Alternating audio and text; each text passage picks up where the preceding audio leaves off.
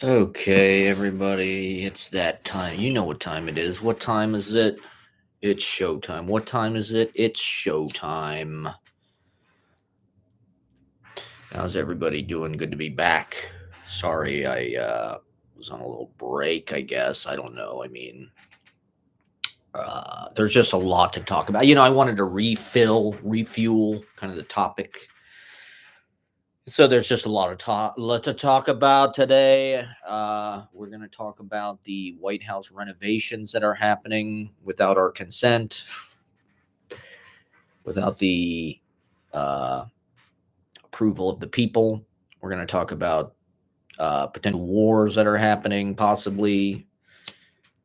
Which way is up? Where's the anti-war peacenik hippie candidate blowing up people in Venezuela? We're going to talk about there was this I'm watching in this other tab. I've got this fucking movie, film '01. It's this fucking angelicism movie, which maybe everybody in New York has seen except for me. Apparently, according to Ashley, it's like that was done in 2023.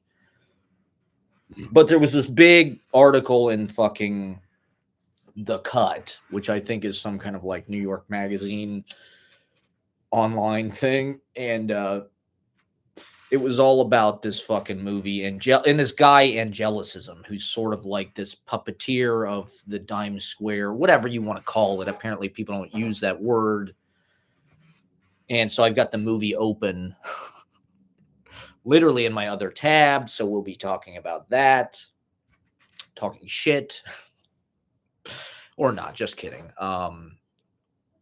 What else?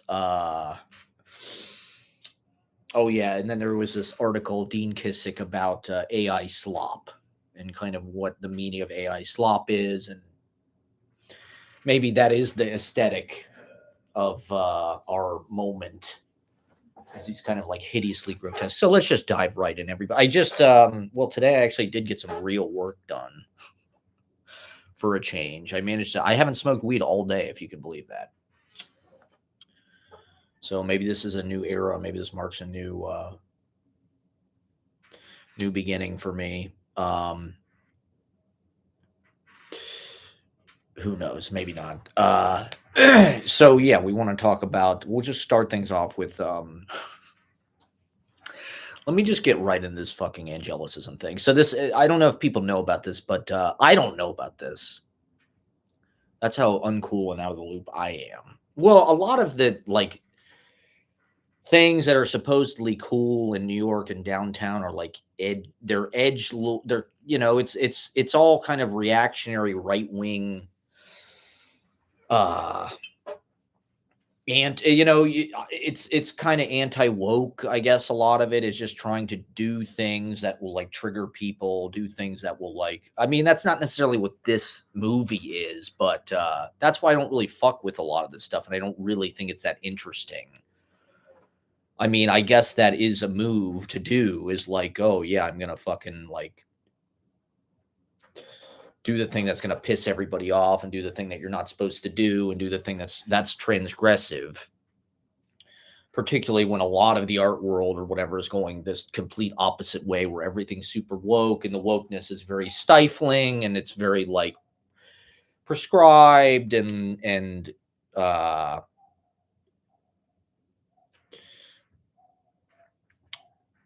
just like no fun. It's all very like finger pointing and blaming and but the thing is, a lot of these people who are like the reactionaries downtown, they do seem like the kind of people whose parents watch Fox News. And that's why they're sort of anti-woke. It's not like they're some kind of hippie, peacenik, good-hearted liberal people. It's like they probably grew up. I mean, New York is full of rich people. The only people that can afford to live downtown are people whose parents are rich, who pay for it. And so how did their parents get rich? They got rich by being Republicans, by being white fucking people that watch Fox News, who don't want to pay taxes. And so just because it's in downtown New York or whatever, I don't necessarily think that makes it cool. But for whatever reason, the media seems obsessed or preoccupied with these types of things. I talked about that article that was in Rolling Stone about that the similar alt lit movement in LA, which is like a bunch of fucking right wing fucking trolls, basically, that dabble in poetry. It's amazing how many. I mean, I guess that's why people move to New York, to be writers, to be poets. But it's amazing how many people identify as poets, and how many of these people identify as poets. So this Angelicism guy is a poet, or he was a poet. I guess his real name is John T. What is it? Tipwell, I think is what is it? John T. Tip something. What is it? What the fuck is the guy's name? Okay, we're just getting started here, everybody. Yeah, the Angelicism girls. And I don't know if I would say that I'm like adjacent, or like I guess I'm adjacent to people who are adjacent to the Angelicism girls.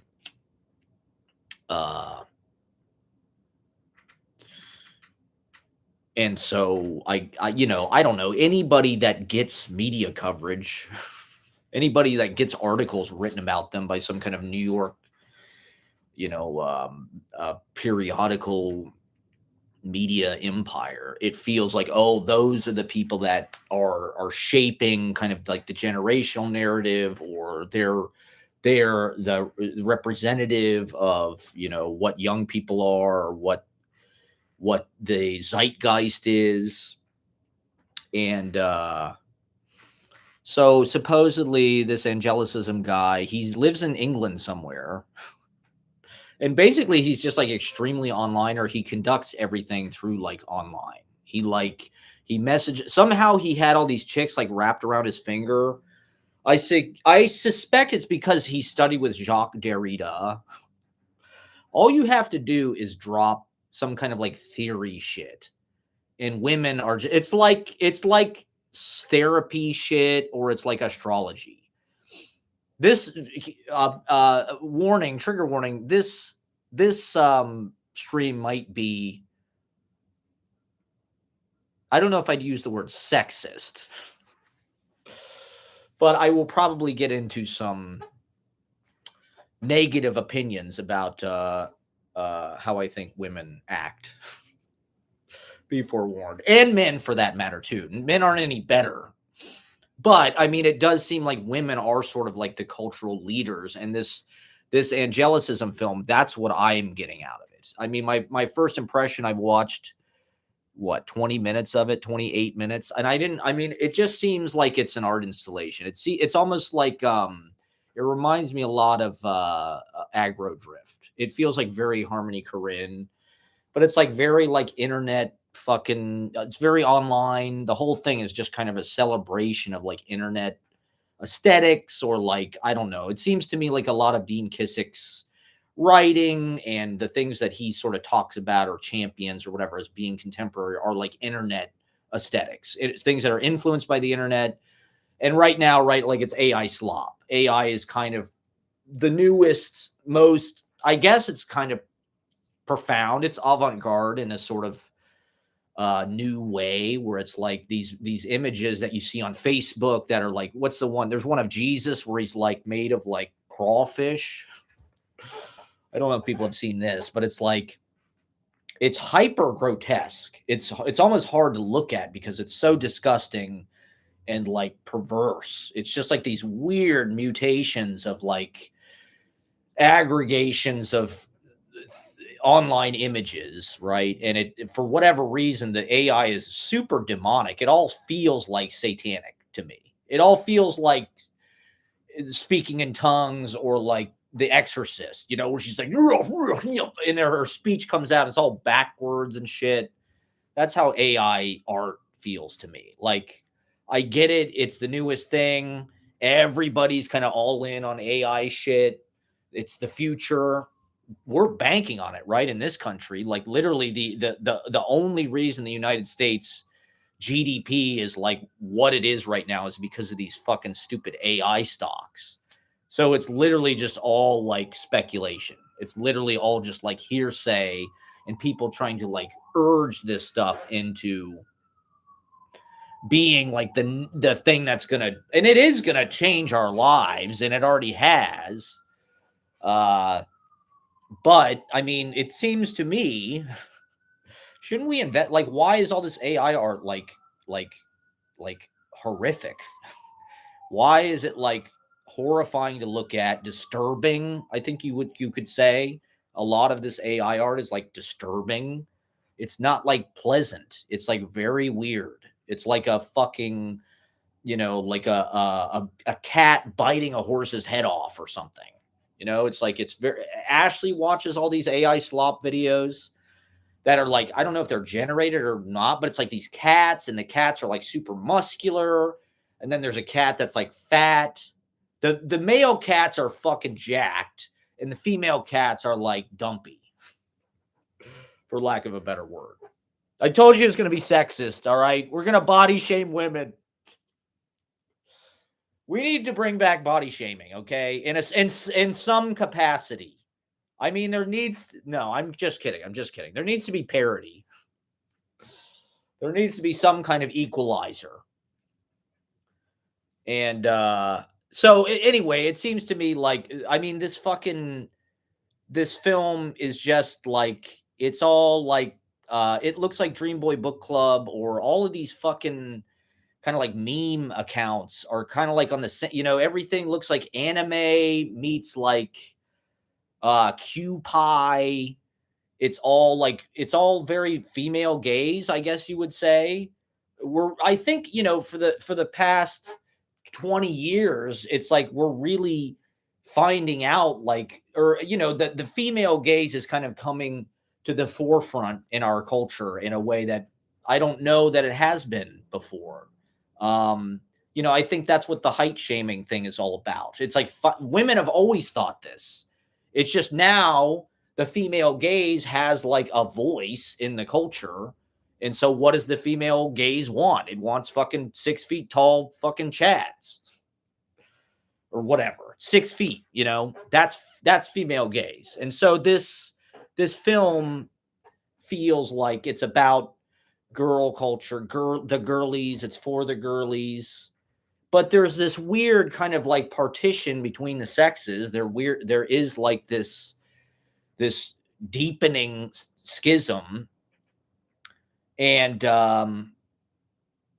that's one reason why I guess I'm attacking that the because it's equally fallible, right? It's not just because it's women, it's like it's infallible or something. It's like you're seeing the things that they're interested in. I think they are partially attracted to like this grotesque.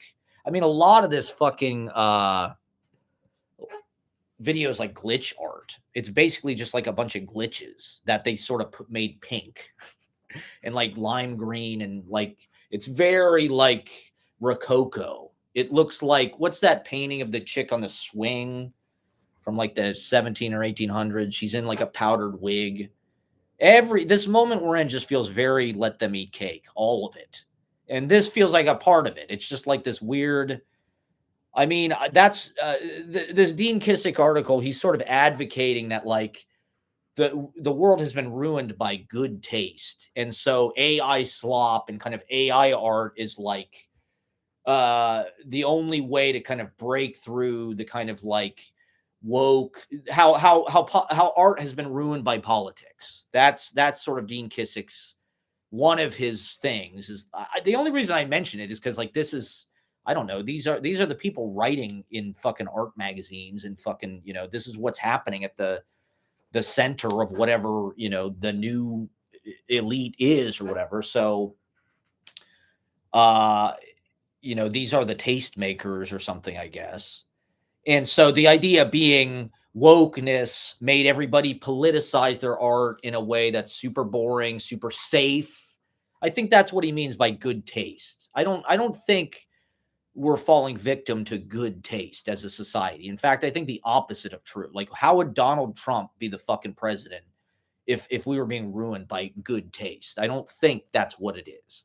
What it, it's more like a cleanness or like a sanitariness, like with woke politics, right? It'd just be like you can't say anything, you're afraid to say anything. And to be honest, they fucking foisted a lot of minorities and marginalized people into being like these like mascots or like spokespeople for like wokeness and like exemplars of wokeness. And that is really boring. Like I was looking at a bunch of poetry books in the library yesterday. Kamain Felix, who I think is an excellent poet, really very strong, but it's like half the book is just about white men suck and this and that and blah blah blah, and so it to me it affects the poetry. Like it's just like people sort of get rewarded for that kind of writing. And to be honest, for most of the last decade, I mean, look at fucking Poetry Magazine, for Christ's sakes, or the new, or any of it. It's been blanketed in this sort of like DNC Kimbe cloth of like wokeness. And it's just like, who does this represent? It's like it's white people using, tokenized, marginalized writers as sort of like a body shield so they don't look racist or something. And so I think a lot of this reactionary downtown energy is like just people trying to trample that sense that they are restricted. You're not allowed to say this. You can't even be a writer. If you're a white man, fuck off, And so that's what I see is a lot of white guys, downtown. Not all white guys. It's a lot of white women too. I think all of the Angelicism people in the article are white. And they're white women just because they're women. I think, I heard this thing, nobody benefits more from DEI than white women. I think it's kind of true because they get to have it both ways. They get to enjoy white privilege and pretty privilege, and they get to excel professionally or even I mean, the internet, Instagram especially, I think really benefits female, just like embodiment or something. Like Instagram, it's just like it's way, men don't even use fucking Instagram, and yet you can, if you're hot, that can become like a job now in a way that's like autonomous, sort of self-managing. Yet they still want to play like they're oppressed. They are, society is a patriarchy. They get paid less, and I'm not saying that, I mean, there's definitely some truth to that, but there's a lot of white women that are doing great. Taylor Swift, look at Taylor Swift, for Christ's sake. The avatars of the age are all these women artists, really, to be honest. All these women songwriter, whatever it is, Olivia Rodrigo, Taylor Swift, fucking Lana. Lana is really the fucking, everybody wants to copy her. All of the fucking, even Taylor Swift. And what is she? She's married to fucking the alligator hunter. She wants to work in a goddamn Waffle House and be like a trad wife and shit. So coming back to the pandemic, from the pandemic, being downtown, meeting people at these KGB, KGB, there's a lot of these fucking people that go through. Nothing wrong with that, but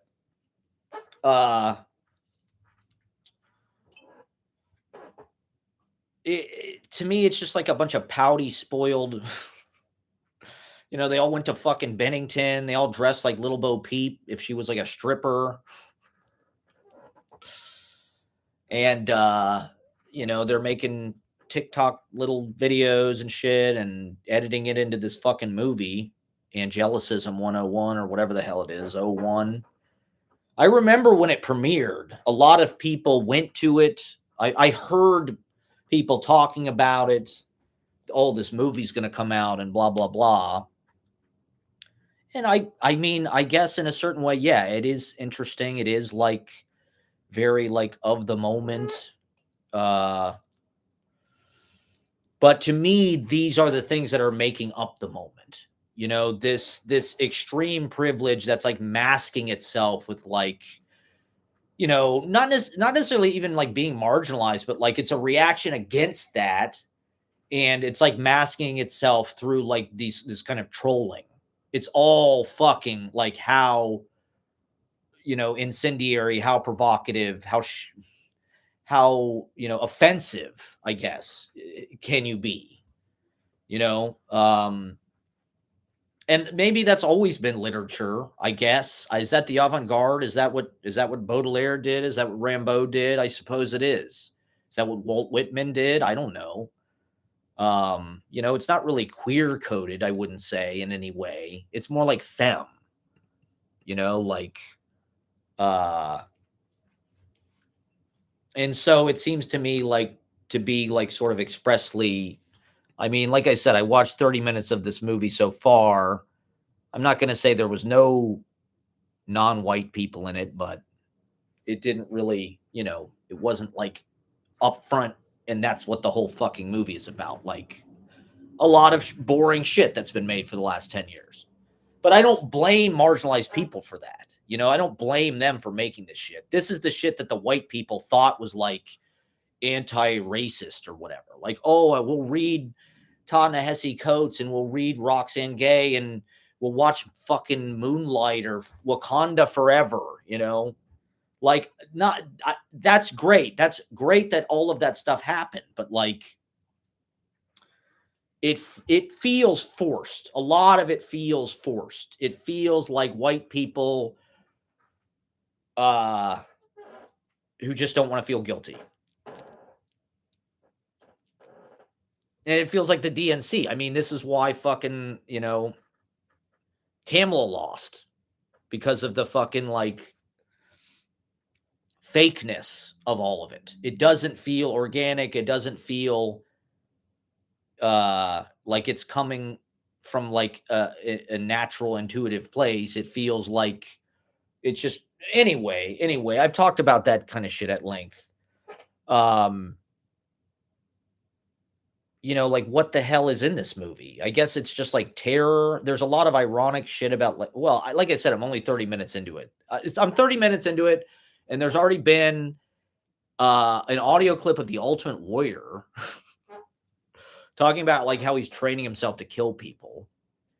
And then like something, this girl is crying talking about how she loves Donald Trump. She's in love with Donald Trump. He's the hottest guy in America and blah blah blah. And so just using those two things as an example, that is like a nihilistic irony or something, I would say. Like, do they mean that? This girl actually is crying because she's in love with Donald. Like, I don't like, it's just like that's the most ghastly thing you could say, I guess. It's the most like incorrect thing you could say, inappropriate according to like, you know, moral sort of like leftism or whatever, or liberal, neoliberal. You know, is this anti-neoliberal to say I love Donald Trump and you know, he's the hottest guy in America? Is that, you know, like really sticking it to fucking, you know, NAFTA or whatever, and Obama and the Clintons and whatever? Uh and then the other thing, the Ultimate Warrior, right? I mean, the Ultimate Warrior, I don't know if a lot of people know this, but I saw the Ultimate Warrior live. 2004, I think. My freshman year of college. You know how like these kind of has-beens from your childhood, like they do like a college circuit. Like Mr. Belding from Saved by the Bell would like come to I went to OU for a year in Athens, Ohio. And so, like, you know, once a week or once a month, some fucking has been from fucking, you know, the 80s would be on campus, like, you know, for some kind of like I saw Max Weinberg. Not that he's a has been, but like, you know, these people like I think Afro Man came to OU for a gig. And by that time he was sort of a one-hit wonder with the Because I Got High. I think he's like an anti-vaxxer or something, isn't he? Afro Man. So anyway, the Second Amendment Club from Ohio University sponsored a visit from the Ultimate Warrior, which I didn't know that's what it was going to be about. I just thought, oh, cool. I remember the Ultimate Warrior from when I was a kid, like before I knew better. He was when you were 5 or 6 years old, when I was in kindergarten, the Ultimate Warrior was like it was like, he was like the biggest, he was like fucking, Timothy Chalamet, or, he's like the biggest thing in the fucking culture. It was like, oh my God, the Ultimate Warrior is, there was a rumor that he died.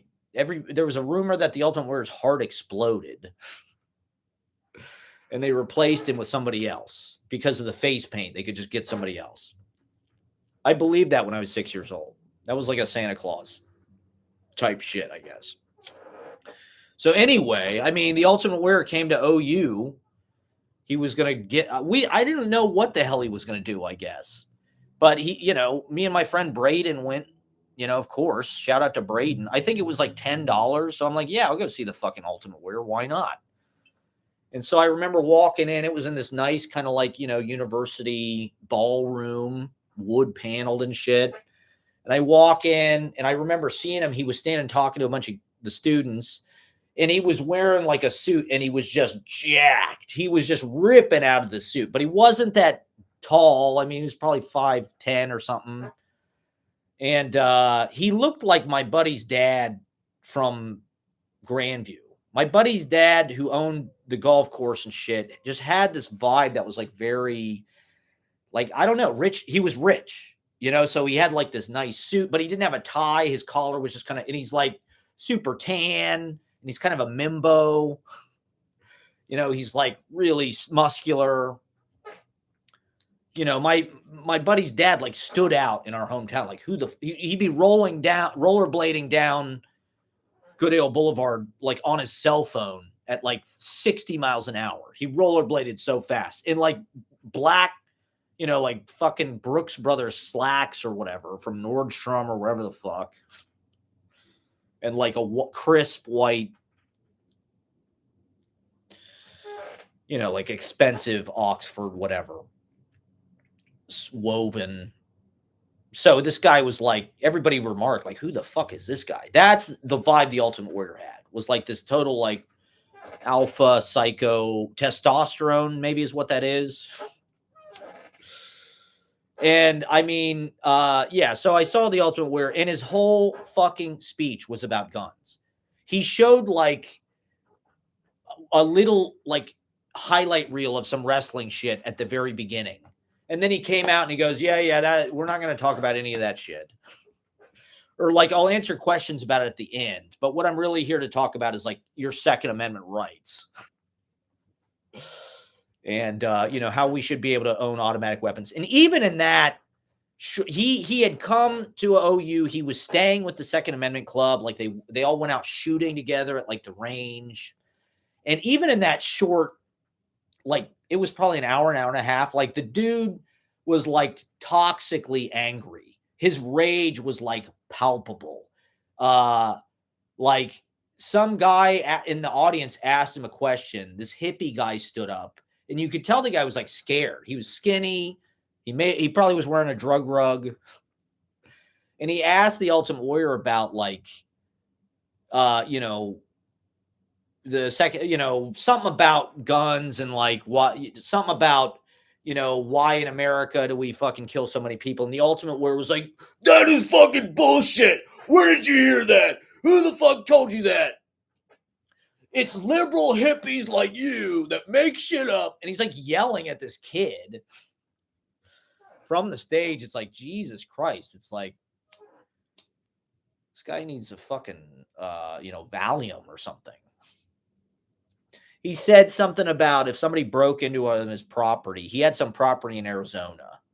And he said if somebody broke into his property, he would shoot them without, he'd be like, I will fucking terminate them without even thinking about it. It's like, this is not exactly what I thought my beloved childhood. So anyway, he's a fucking psycho right-wing maniac. And so why not put him in your fucking movie with a bunch of 21-year-old chicks who went to fucking Bennington who are dressed like Little Debbie?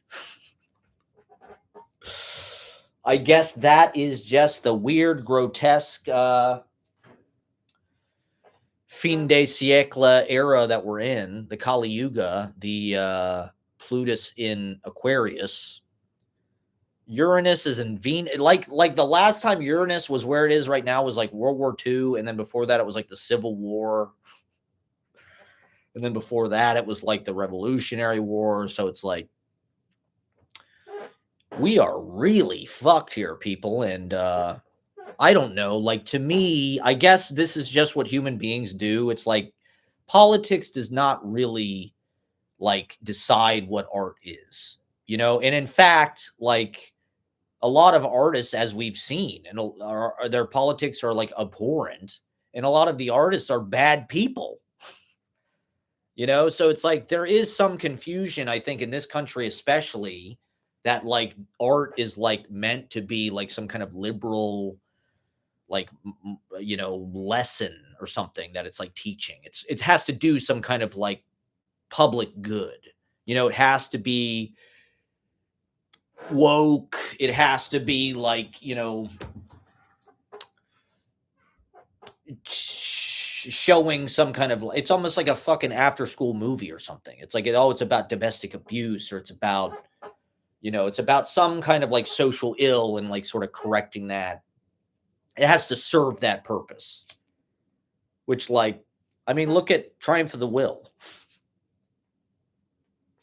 Are they going to be showing angelicism and 80 years from now like it's fucking Triumph of the Will? I mean, I get it. It does look like right now it's shot on fucking phones. It's all glitched out. It's like, it looks like the fucking Powderpuff Girls. Uh, it's interesting. I mean, the thing is, like, these women, or just women in general, it's like they are like, I don't know, it's like they don't want to talk to you. They're not going to like reach out to you. They don't need, you know, they've got enough attention going their way. Like there's no sense of like, you know, ingratiating or like trying to be some kind of like egalitarian artist or something. It's just like the in fact, I would say that a lot of the thing that makes this work like appealing to people is the feeling that it's like exclusive, it's elitist. It's like these people are so thin and rich and white and waspy and downtown, and you know, it's just like they're hot, they have fucking cool clothes, they have great taste, they have shitloads of Twitter followers. They all want to be poets and writers and shit. And so, okay, so this angelicism guy, apparently he studied with Jacques Derrida when he was 19. He said he found some Derrida text somewhere and he just couldn't read it. He said he just like got it.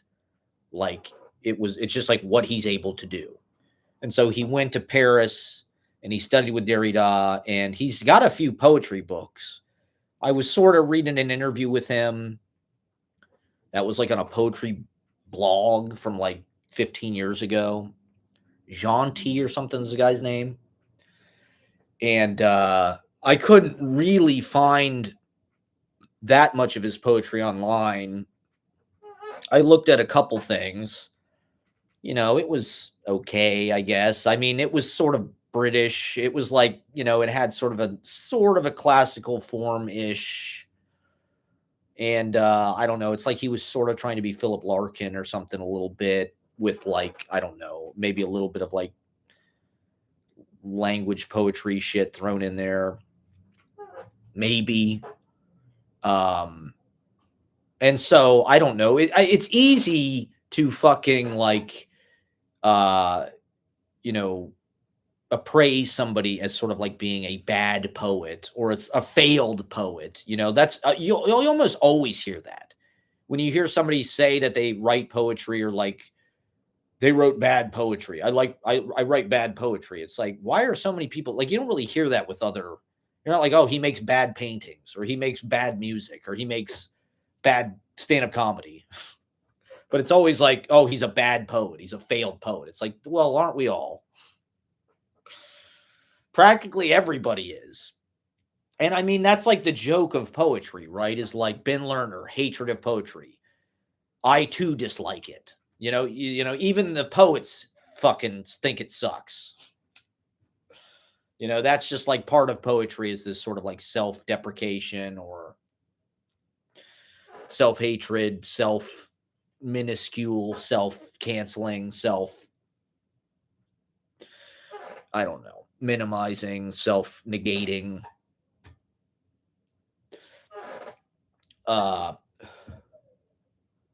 And yeah, I mean, okay, I guess this guy didn't really make any kind of like big waves. He's not fucking Sophie Robinson or he's no Ben Lerner, I guess. But he's able to somehow, just by being like extremely online, I guess, it said fucking Harmony Korine subscribes to a Substack. So I think supposedly during the pandemic, I think he just like got attention on Substack or probably on Twitter, maybe. And it's just sad to me that that's like, like you have to just like embrace the internet. You really have to like, if that's what makes up like the cutting edge of our art is that it's like internet aesthetics. It's like, well, then this guy who sort of like lives in a remote seaside town in England, who's like extremely online and just like on Tumblr and on fucking Twitter and on fucking, he's texting to these chicks, he's emailing to these chicks, he's got a fucking blog, everything, it's like I guess he doesn't have an internet connection or he doesn't have a smartphone. He goes to a library every day and like uses the internet at the library. So apparently he does have a life apart from the internet, but like it's also just like he doesn't live downtown. He's not like one of the fucking New York people. He's like Banksy or something. It's like they don't even know what the fuck he looks like. He's just this fucking British asshole who like, I mean, I think that's part of the aura, right? That's part of like the power. Like I was reading my buddy's Substack the other day. He had an article about Matthew Gazda and all of that scene. I will talk about that too. But he was saying just like, there's so much information on the internet. It's like now, well, the idea that you're going to be like some kind of epochal like icon or something. It's like, part of what made those artists feel that way, people of like the artists of the 60s or whatever, movie stars, legacy media, monoculture kind of like icons, was you didn't know everything about them. You didn't know fucking Tom Cruise was 5'7". You didn't know, they didn't have fucking Instagram accounts. You didn't know, you didn't have this sort of like casualization of everybody where it's like now there's so much information about everybody. And as artists, we're like put into this pathetic, like gerbil wheel of like self-promotion through the carrot on the stick of social media. Like that is your job as an artist, is just like making promotional materials for like the internet now, making sort of commercials for yourself, trying to pimp your music on, Instagram Reels or on TikTok, And so it just destroys like the sense of mystery, the sense of aura. Very few people have that now, where it's like I guess Lana Del Rey maybe is one. But I mean, how many people have that kind of like smoky, like legendary feel to them now that, I mean, maybe that's just what history leaves in its wake, but I also just think that, like, even somebody like Taylor Swift, it's like, is she shaping people's lives? Like, I don't think so. I don't think she's leading the culture. I think she's just like fitting in with like what the culture is doing. Whereas like, I don't know, with the Beatles or something, you got the impression like they were making these choices that were like really changing the way that people live their fucking lives or something. Like, we're going to dress like them. We're going to do people do that with fucking Taylor Swift? I don't know. With Life of a Showgirl, I mean, they're obsessed with her. It's like a cult, but it's not. I wouldn't say it's like, like like bettering people's humanity or something, because it's like such deep art, or so truthful, or so like profound. Like, it's more just like snacks. It's like a snack while I'm on the fucking elliptical or whatever. I'm gonna listen to Opalite while I'm burning fucking vodka off my cellulite ass, because I had too much fun this week. I'm sorry, everybody. Okay, so anyway, I told you it was going to be.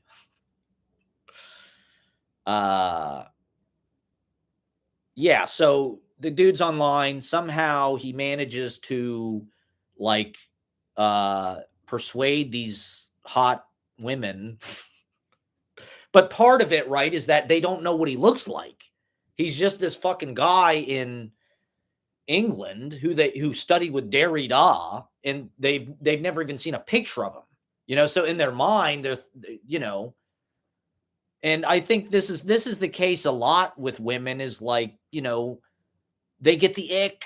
They're looking for reasons to disqualify everything. That's what they have to do, is just say no, no, no, no, no. No, I don't want this. You're disqualified. And so it's like,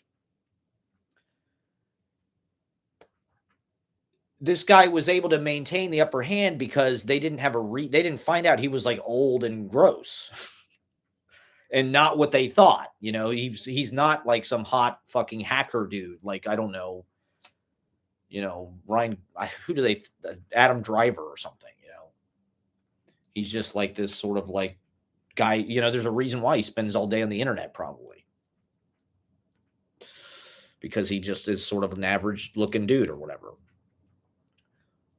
And so I don't know. It's like, is it possible to maintain that kind of potency and like, stature in the scene? How do you, I mean, I guess some people are able to, like Gazda, that guy has got a lot of publicity. He's got a fucking building, sort of. He's got his own like compound type shit. Not that I've been there. I guess it's not really a compound, but in any case, I don't know. Was this guy a pickup artist? How did he convince these women to like be obsessed with him? And from the impression of the article, it's like he was sort of shaping, like this downtown scene from afar. He's not in, I don't even know if he's ever been to New York. Has he ever been to fucking Les Dives or Clando or Sauve House?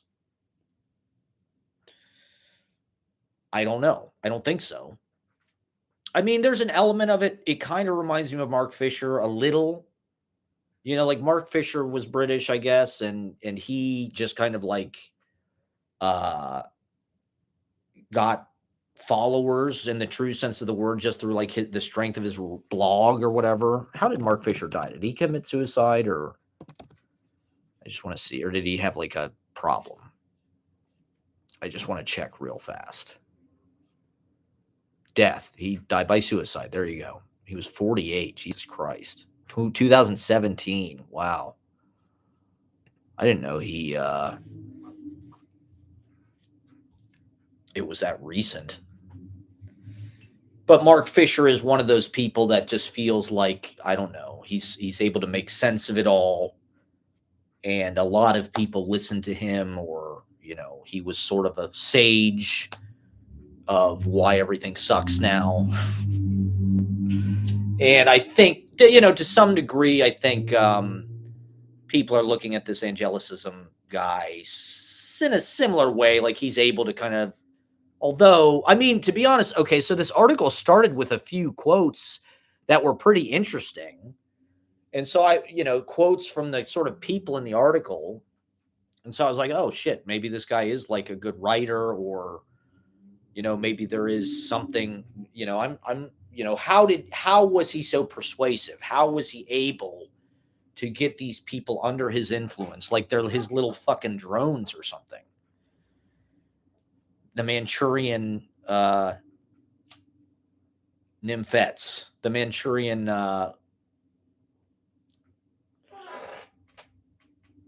coquettes.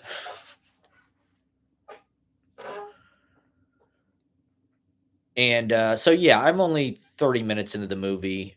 I guess, it does seem like it is made of the stuff of the moment. And I guess that's what people are looking at art in a lot of ways for. It's got all these kind of like stutter edit things and almost like, techno glitch fucking.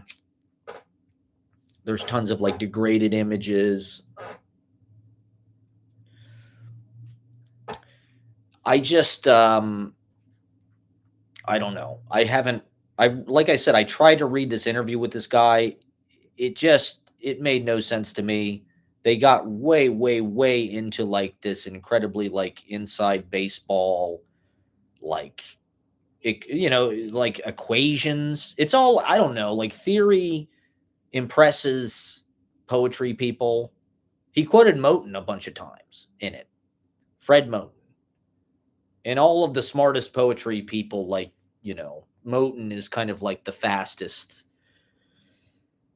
most kind of like elaborate thinker probably out there, I would say. He is kind of like the vocalizer, the verbalizer of, I don't, it's to the point that it's like, not necessarily Moten, but like this interview I'm reading, it's like, none of this makes sense to me. It's like, it looks like math equations, like E is greater than D plus, it's like, I guess like,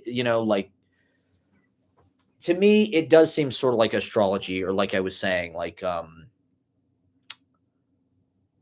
it's not that there's nothing to it. Like, I don't think theory is like a bunch of bullshit necessarily, like, it's just not like my God, which like for a lot of people, like I said, for particularly women, there's a lot of women on Twitter that like drop the Roland Barthes shit and like the fucking Derrida shit, and like,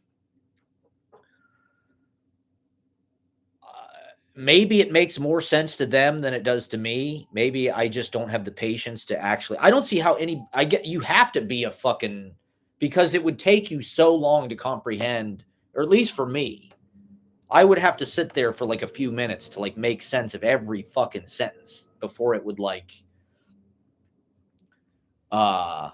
get through to me. And I'm not necessarily saying that there's nothing to it, but like I just don't find it that interesting, really. Deleuze and Guattari are incredibly fun to read. Like that shit, if you want to call it theory, I will read that because it is mind-blowing, like it's difficult, it is hard to read and hard to make sense of, and it does take time to read it, but it's also more like a poem in that every sentence just kind of explodes with some kind of novel idea and some kind of interesting word choice. With this interview, or like a lot of theory I read, and I've read some Roland Barthes stuff. I think I like Baudrillard personally. Baudrillard,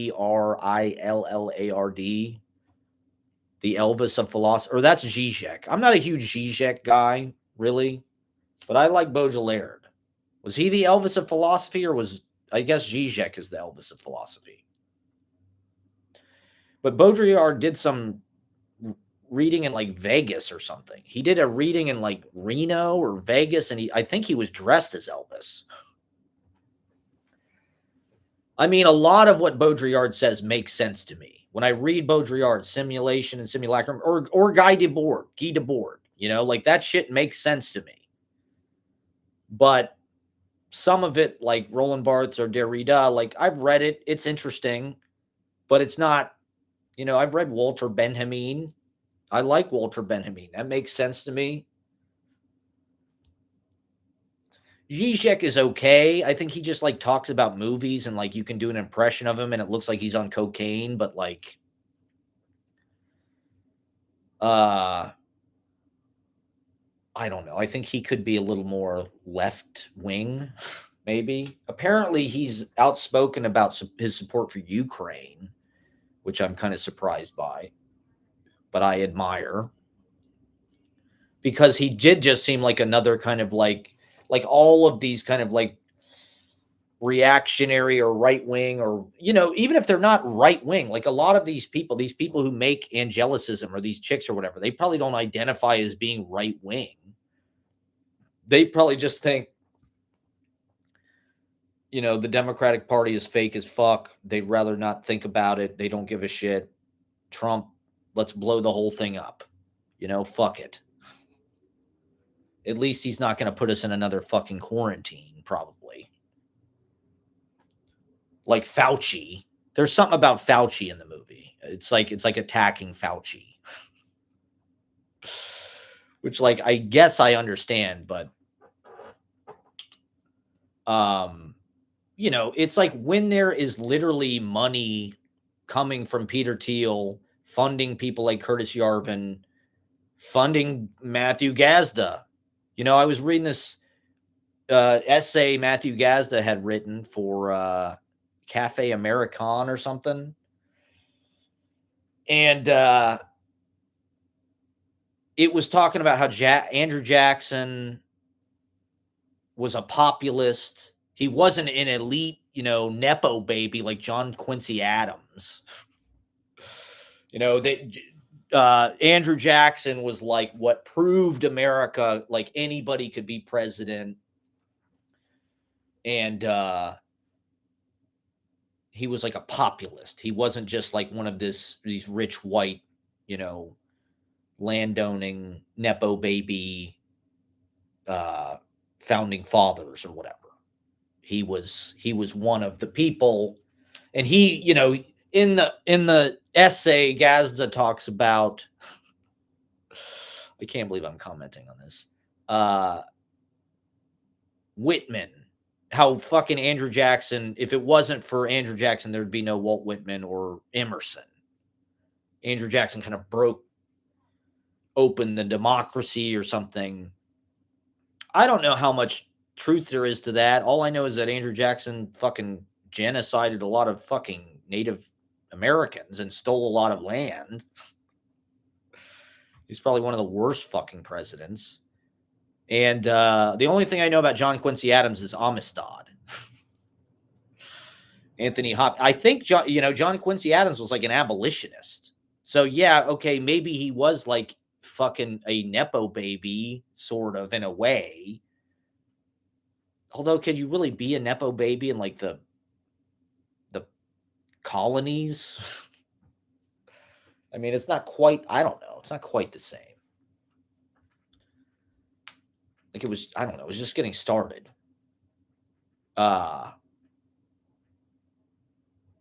It seems like he was a pretty fucking progressive liberal guy and probably did some good things. I mean, he's in fucking Amistad, played by Anthony Hopkins. But that was sort of the total point of the article. And I think, yeah, I do think all of these fucking people are taking money. I think the whole podcasting thing is fixed. The whole internet is fixed, okay? Just to be honest about it, okay? Unless you're a hot chick, I just I guess you just should just work on your fucking content until it's good, and then you'll jump out of the pack. It's a meritocracy, isn't it? The internet is beautiful in that way, that it's a meritocracy. It's just it's a fucking weird time to be like an old aging hipster liberal Obama voting. Yeah, I've never voted for anybody but a fucking Democratic candidate, quite frankly. And so how do you fit in? Which way is up? I mean, how do you embrace internet aesthetic?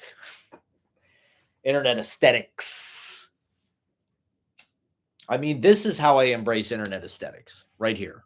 I fucking do this instead of writing real essays. This is like the internet aesthetic. Let me get a different angle for people. You're probably all sick of looking at that. Can I put this? Where can I put this? Fuck. I'll have to get the street so you can see the traffic. That'd be kind of an interesting. How am I going to get it up there?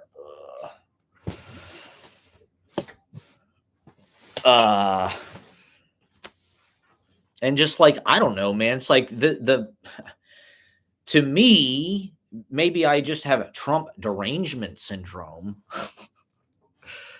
But the political moment that we've been in for the last 10 years is like terrifying. And the idea that anybody like makes light of it, or I mean, that's really what wokeness was about. It was like a way of codifying, like, hey, we're all on this side and we're gonna be good people because like that's our principle. Whatever that we've been misled into believing is like the right thing to do, like this is what we think it is, and like we're gonna be compassionate, we're gonna be empathetic, we're gonna be mutual aid, and we're going to love our trans brothers and sisters and non-binary, and we're going to acknowledge our white privilege, and we're going to fucking march fucking in the George Floyd protest, and we're going to fucking do the landing. We did, like we care. That's why we did all that shit, because we fucking care. Maybe it is like misguided or narcissistic or something, but like we were trying to do the right fucking thing. That's what it was about. The pronouns as like microscopically important as that seems, or like, it was a way of showing that like you fucking are trying to do the right thing, and like you're not a fucking Nazi, which, or a racist, right? And like the thing is that everything the liberals are saying about Trump is true. Like, he is a fascist. He is a fucking racist. Like, he is trying to take over the fucking government and make it a dictatorship and probably put people in fucking like, that is all true. And that is different. He is doing it to a different degree than certainly any politician in our lifetime. Probably. Maybe not Bush, but we're well on our way.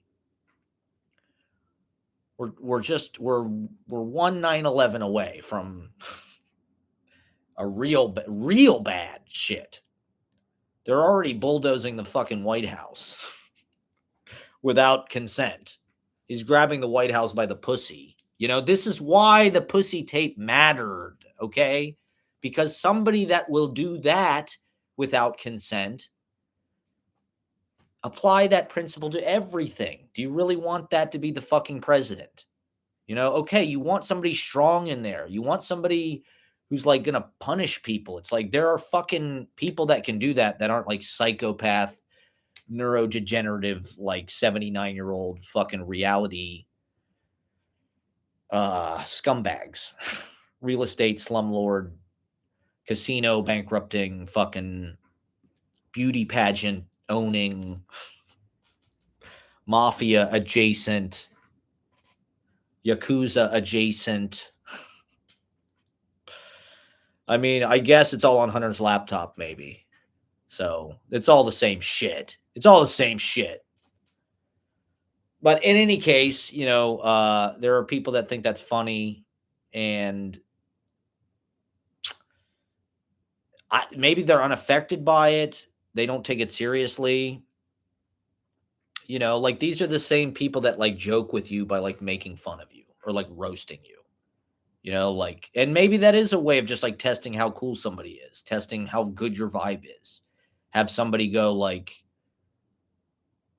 somebody called me Frodo the other day. My stepdad had that sense of humor. Like, hey, I'm gonna say something insulting to you, and if you get pissed off, hey, relax, it's just a joke. That's like the same thing as like taking Trump seriously. It's like, oh, you flinched, you're a pussy. 2 for flinching. Boom, boom. It's like Trump is the 2 for flinching president. But some people are unaffected by that, and maybe that is how you pass the vibe check.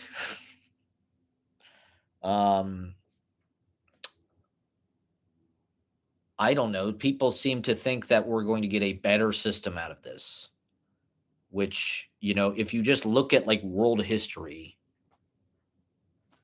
I guess the best case scenario is we end up like Germany after World War II. Like Germany sort of was able to rebuild itself and was conscientious about its past, and they did a lot.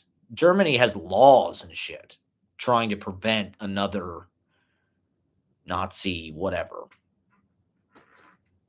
uprising, even though it's sort of happening. Isn't Elon Musk like stoking some kind of like extremely right-wing political movement in Germany?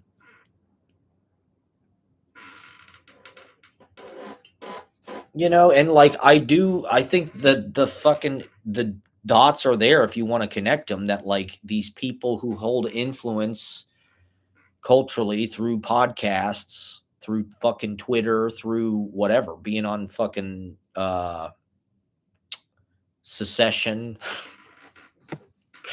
being in fucking Materialists, just being hot. They're just hot chicks. And they're right. I mean, Dasha was like an actor. She went to like fucking USC or UCLA or something to like be an actor, I think. And so I think actors are the easiest people to just sort of like repurpose into whatever the hell you want them to be agents or plants or whatever, because like they're probably not going to get a job otherwise, because it's just an impossible profession in a lot of ways. Like all of the arts have become in a certain way to some degree. Or I guess it's just shifted how you make money off of them. But, they got these 2 chicks with vocal fry to just kind of, and a lot of people follow them. They are like, the fucking mean popular girls. And I'm just at the nerd table, okay? I always sat at the nerd table. I don't know. It's just weird how they're all poets. I guess Rambo would probably be fucking, at confessions.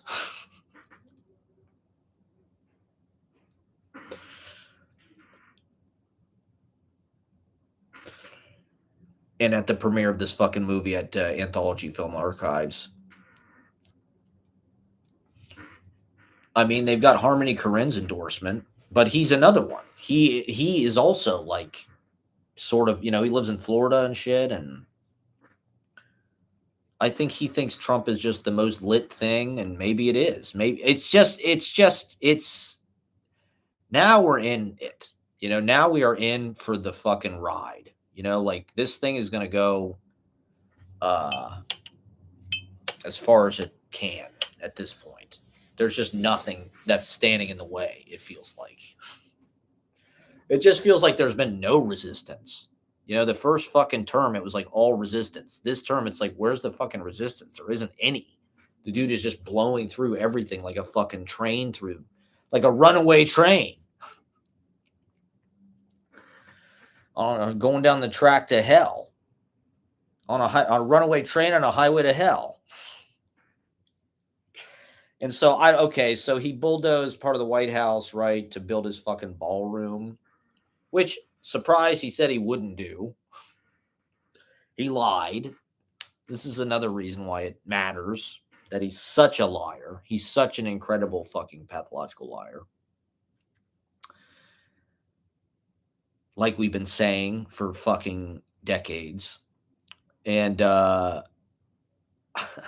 well, even before I saw all of the fucking propaganda about it, I've seen shit about Truman gutted the White House in the late 40s. That was a surprise to me. I saw a picture. This was probably, I don't know, 6 months or a year ago. I saw it on TikTok. Part of my hyper education on TikTok. Of literally the interior of the White House, looking like, just like, mounds of dirt and shit. Because they literally gutted it, which you think, holy shit, as a U.S. citizen, you're like, wait a minute, hasn't it always been the fucking same? Don't they want to preserve it? Or, Jesus Christ, they just fucking, literally destroyed the entire fucking interior and started from scratch. That's what the pictures look like. It literally just looks like they took the bones of the fucking White House, as Trump said, the good bones. And they literally, like they do all the time in New York, right? You see these brownstones, these old townhouses, whatever, and they gut renovate them, which means they just literally just destroy everything.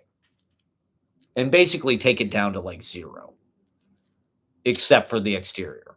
And so that's what Truman did to the White House. I don't know, in the late 40s. I guess it was after World War II. He just dropped a couple of fucking nuclear bombs. He had to fucking bring it home somehow. He had to,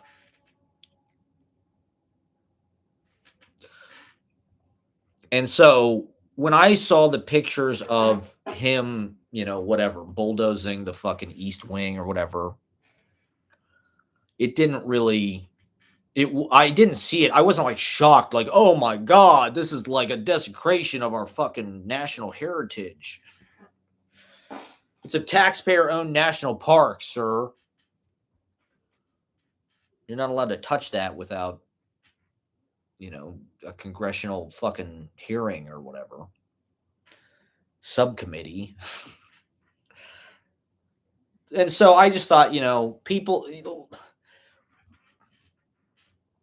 with any of the Trump shit, it all feels like a jump scare. It feels like two for flinching. And so it's like, I think we've all been doing this long enough to know not to take the bait every fucking time. Not that it's, the guy is literally destroying the facade or whatever.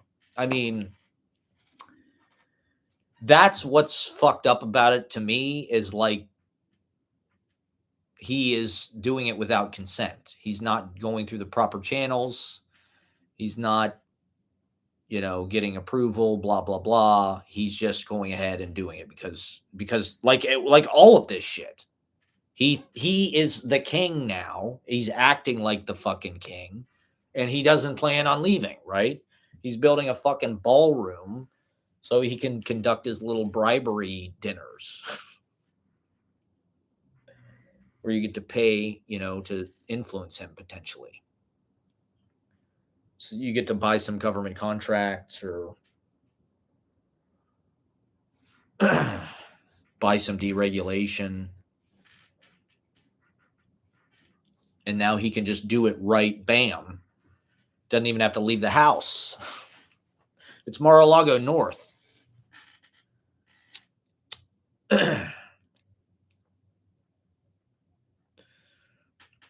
And so it's an insane image, right? Like, even just, I know it's like, it's fake news in a certain way.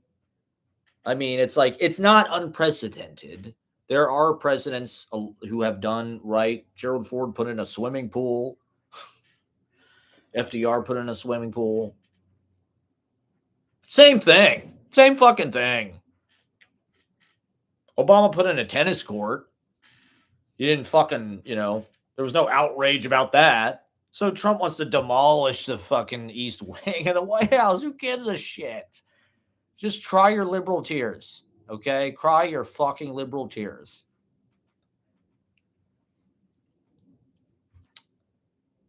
I mean, just like psychologically, it's just a weird blow to see that, you know? I mean, is that gonna make it more real for anybody? I doubt it. Like, are any Trump people gonna see that and be like, wait a minute, this is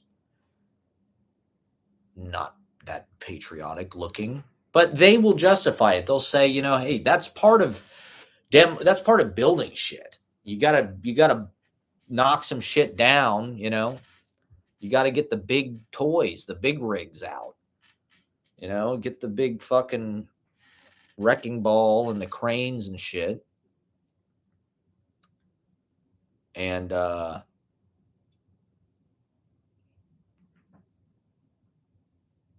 put in the fucking nouveau riche ballroom that nobody asked for. So, I mean, who's going to play there? Who's going to play in the fucking ballroom? Like Lee Greenwood? Or wasn't was Andrea Bocelli just at the White House? I swear to God, I just saw it. Was it Andrea Bocelli was at the White House? Wasn't he doing Il Partito? I swear to God. Am I making this up? I mean, at this point, yeah, here he is. Trump listens as Andrea Bocelli sings in the Oval Office. So he's a fascist.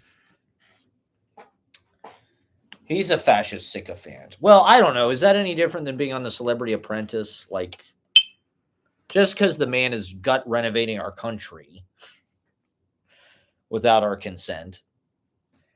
But, that's what these guys think is like, well, they wanted it. They fucking wanted it. I'm going to give them the best fuck of their life.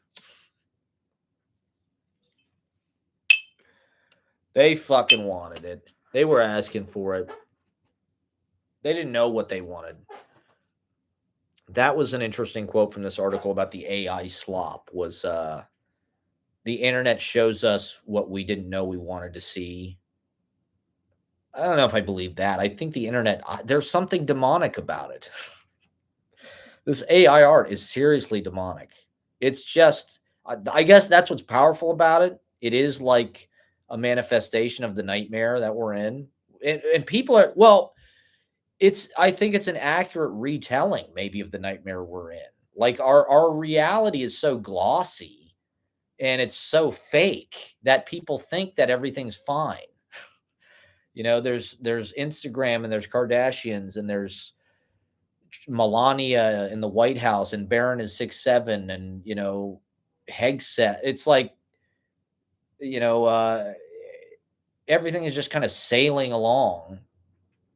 Instagram face and fucking filters and veneers and cheek filler and Botox and fucking AI slop is like the cancer that we get from ingesting all this fucking toxic lies, all of the fake food, all of the fucking processed images, all of the processed, poetry to me is meant to be like the bruised apple or something, like it's not Monsanto, it's not GMO, it's fucking the real thing.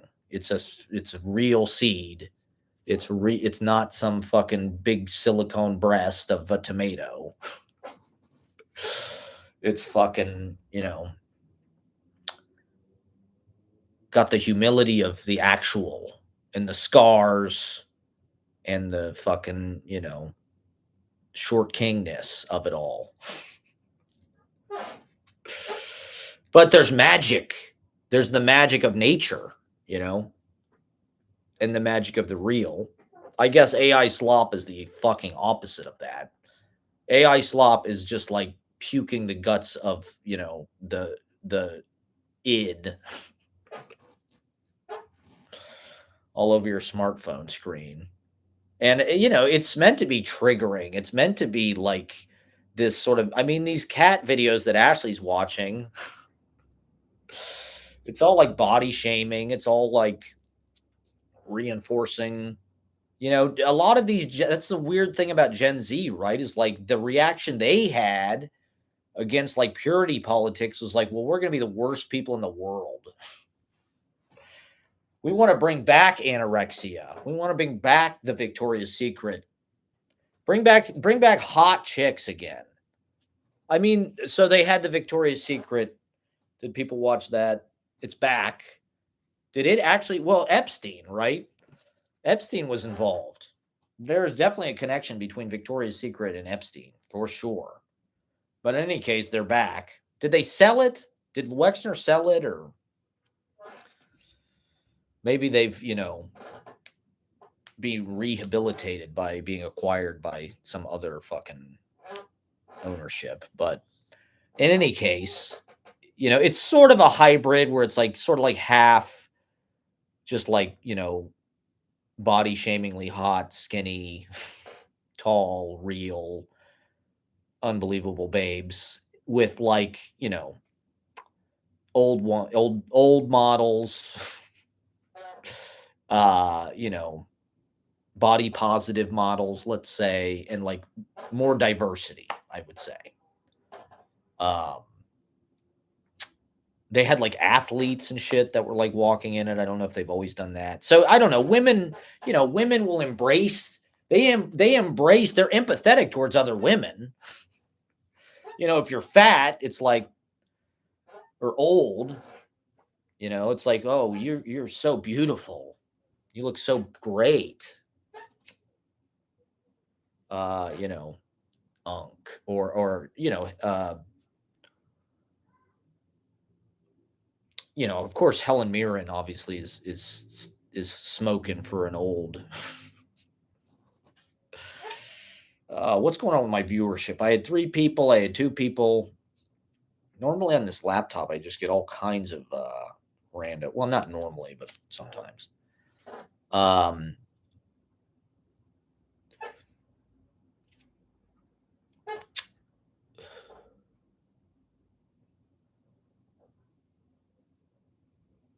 They're not as empathetic, I don't think, when it comes to height shaming men, let's say. There's no mercy when it comes to that. But I won't get into that this time. I'll spare you, okay? Yeah, so the AI slop, it's horrifying, it's nightmarish. I guess, it's startling. It's not made, I mean, it's not made by humans. You can write the prompt or whatever. But it's like, I don't know, have people seen these AI slop cat videos? Is that scripted by a human, or is that just completely, Chat GPT or whatever? I made some AI flyers for my open mic because I was trying to find AI slop images for my Instagram story because I thought it would be, a funny kind of Halloween dystopic kind of way of being scary, but not like the cliche way of, it'd be like a very current way of being scary from the future. It's like being scary in the future. A future that looks like the future. I guess AI does, that's the thing about the art world and fine art is like a lot of times that is exactly what they're looking for. They want to see the newest thing. They want to see the thing that is the moment. And everybody kind of knows it. They want to see the forefront. They want to see the cutting edge. It's like pop art in the 60s or whatever. Viewed against the background of abstract expressionism, pop art was like, whoa, this is the 60s. And then abstract expressionism viewed against, whatever the figurative art, it was like, whoa, this is World War II or whatever. Now it's like you see AI slop and you're like, this is fucking, 2025. This is for better or for worse. Probably for worse. But we're in kind of like, it's like that moment at the end of Raiders of the Lost Ark where everybody melts. It's like, that's not going to be fun for anybody. Trump is like, I see articles every day about how he's senile. Some psychologist comes out and says Trump is the signs are there that he's got neurocognitive decline. It's like, yeah, no shit. Did you watch the debate with Biden? Did you watch anything Trump does ever? It's like he wasn't a whole lot sharper than Biden was.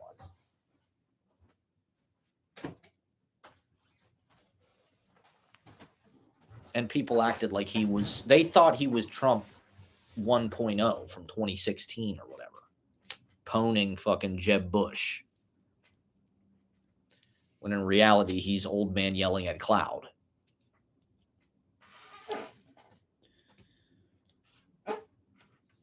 And I don't know. It's unavoidable. We just have to go through this, I guess. We might as well man up. Is that the difference? I mean, to some degree, like this kind of teasing humor, this kind of aggressive male, I do think like the masculinity crisis, if you want to call it that, like this aggressive masculinity. And that's what I see with a lot of the literature. It's sort of men trying to take ownership and like, sort of flaunting or flouting like Me Too, or like, crossing those lines. Or just, I mean, not being, or at the very least, like not being cowed by all of that, like not allowing Me Too, which like that's like the ironic thing about gender relations and like part of what I think women like, I don't know, can't understand is like, I don't know, guys have to be like dominant in a way to be attractive. Like men have to be aggressive. They have to like, they can't be cowardly. They can't be shy, sort of. Or I don't know. I guess you can be shy, but you have to be able to show power, to show, and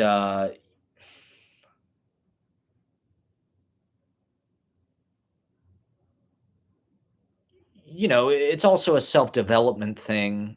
Like, I think there's a lot of overcompensation. Like a lot of this literature is like overcompensation. The men feel like emasculated by society, or that's their revenge, is to just be like these sort of like,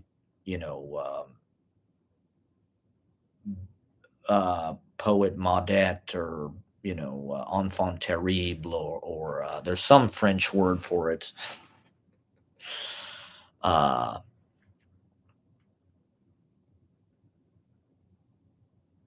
I don't know, like dark,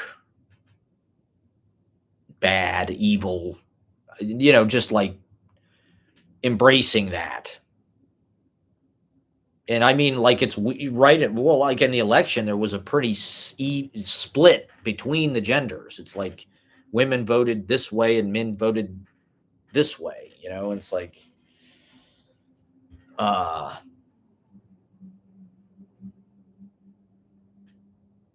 Trump represents like that dominant masculinity, the way he does business, though, this whole thing in the Middle East, right? He's sort of like, aggressive, he's by showing aggression, by dropping a nuke on fucking Iran, by but also by like, getting in the shit with Qatar or, Netanyahu or all of these different countries and getting them to fucking like uh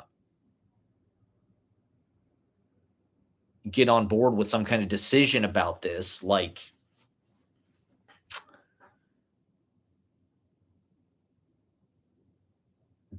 that's like a face-to-face confrontational you know interview style or whatever, or like you just style of doing business. Like, it's not passive aggressive. He's not passive aggressive, right? Would you say Donald Trump is passive aggressive? And I don't really think that this ceasefire or whatever, I mean, like, it's good that they exchanged the hostages. I think that's a big thing for them to just like, but it's just like Reagan.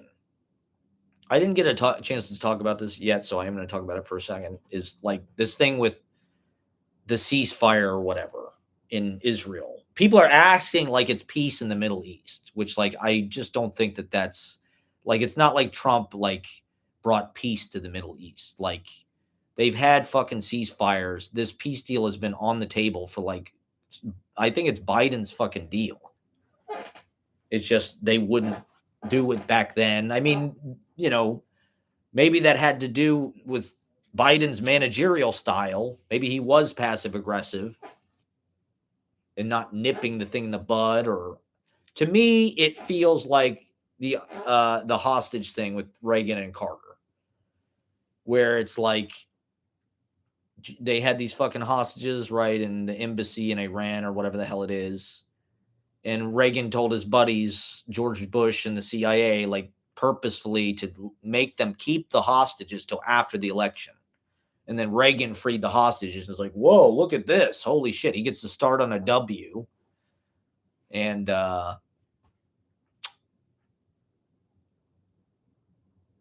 it's all bullshit. It's all like inside trading. It's all professional wrestling. It's all kayfabe. And so that's kind of how this hostage thing feels with Trump. Is it's like Netanyahu was not going to make a deal under Biden. Like they wanted the Democrats, they wanted the left to own these fucking wars so he could get his boy back into office, which he did.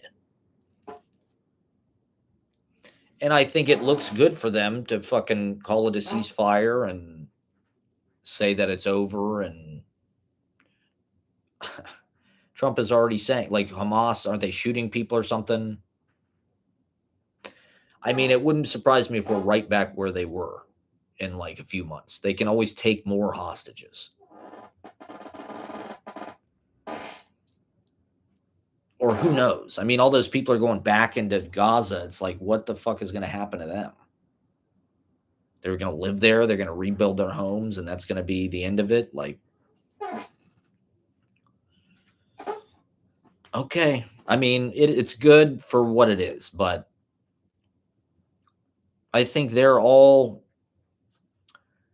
buddies with each other. Netanyahu is fucking Kushner's godfather, and Trump got a $400 plane from Qatar, and they've got a fucking military base in Idaho, and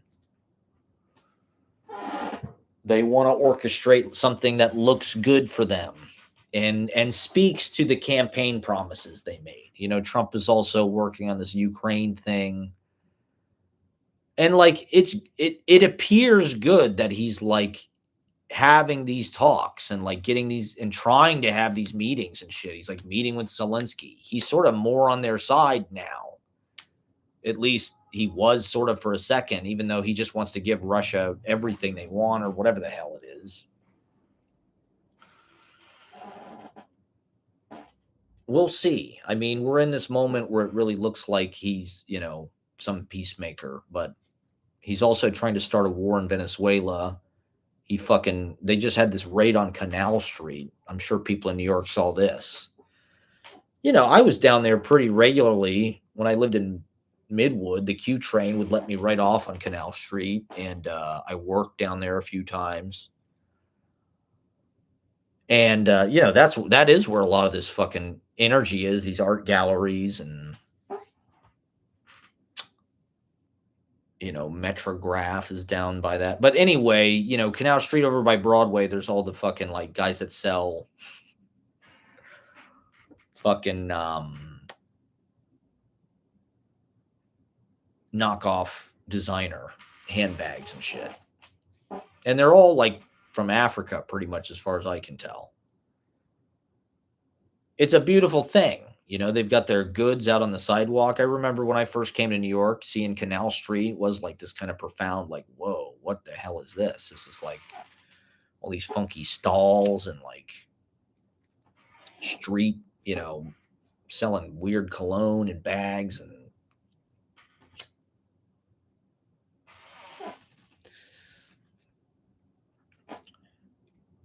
and so they sent ICE over there to just fucking clean it all out. And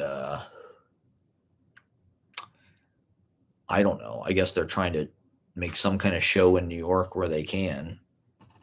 In Manhattan downtown gets media attention, but who fucking knows what the hell is going to happen? As long as there's peace in the fucking Middle East, then who cares if there's a civil war at home or World War III, which is more likely. I mean, I don't know. What the hell do we do? Okay, so the other thing I did today was I did do some work today. I managed to get some work done. I put together my new version of my city life book. Let me get this book real fast.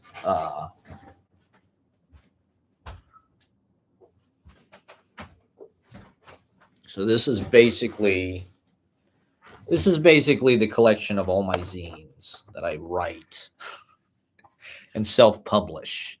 So I published this, I guess I just looked on Lulu.com last July. I didn't realize it had been that long. And so I've written 2 more 60-page zine chapbooks since then. But I've just been so fucking lazy. Well, first of all, I haven't even published my last chapbook that I wrote because I don't have a printer. So I don't even have a copy of it, to be honest. And so I don't know. The formatting with this shit is kind of a mystery, and like you gotta scale the PDF for the exact right fucking size. And working with the Lulu.com and like all these fucking, my fucking mouse pad on my fucking 2012 MacBook Pro is like a total piece of shit and like doesn't even hardly work. So that's one reason I haven't put out a vlog in like a month and a half, because I'm just like doing anything on my computer is just like not easy. And so, because the mouse pad just sucks. I get rug burn just using the fucking mouse pad. And so I've been, and I'm also just a lazy pothead who just is in a purple haze, basically, that I can't get out of. And that's what this book is about, actually. My magnum opus, my 5 years, high as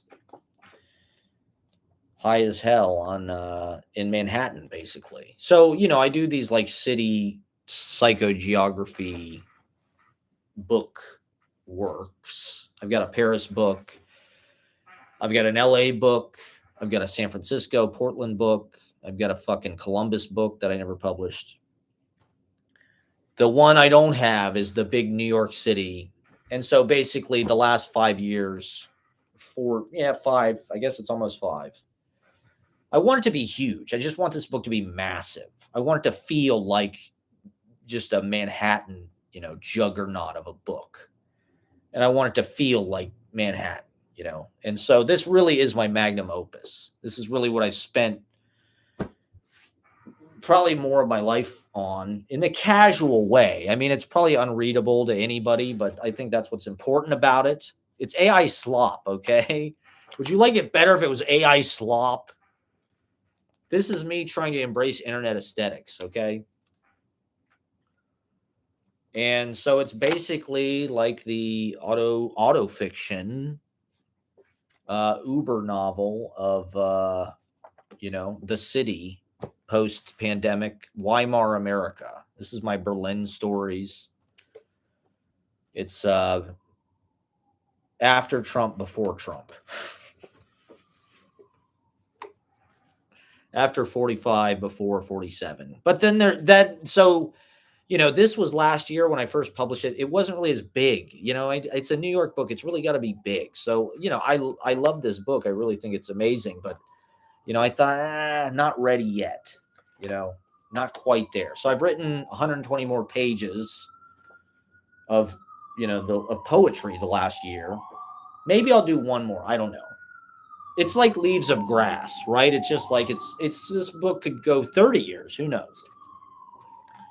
But for now, this is what it is, and it does feel like a project that I don't know. So it's meant to have all the characters, all the scenes, all the places, all the it starts before the open mic. About halfway, the open mic comes in, and then at the end of the book, now Trump comes back. And so if you read it, it does kind of like, course with the history. I don't even know if this would make any sense to anybody, but like, I think to some degree you kind of have to see my work in this context for it to really connect.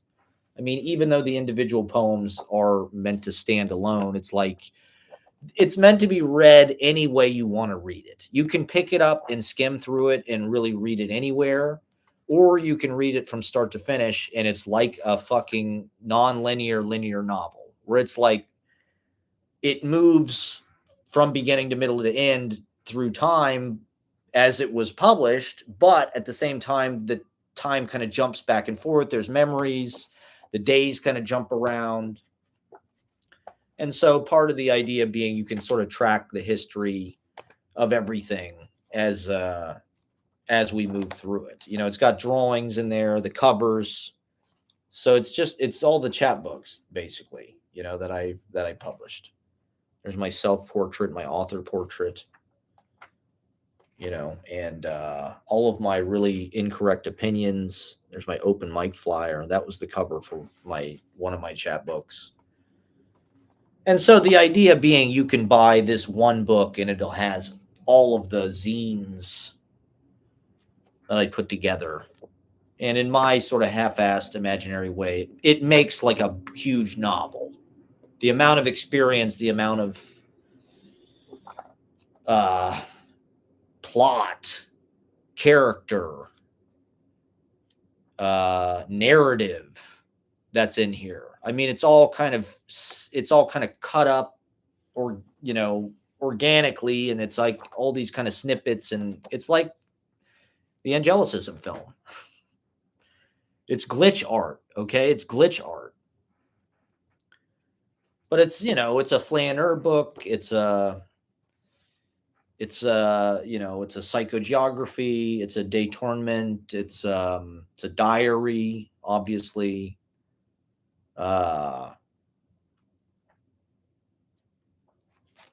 It's all shit that I read at open mics and at readings and stuff.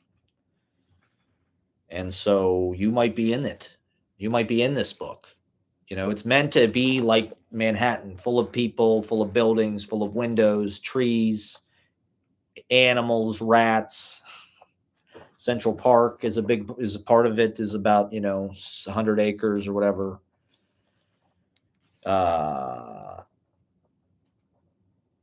And so it's just it's a timeless classic that will provide entertainment for years to come. And it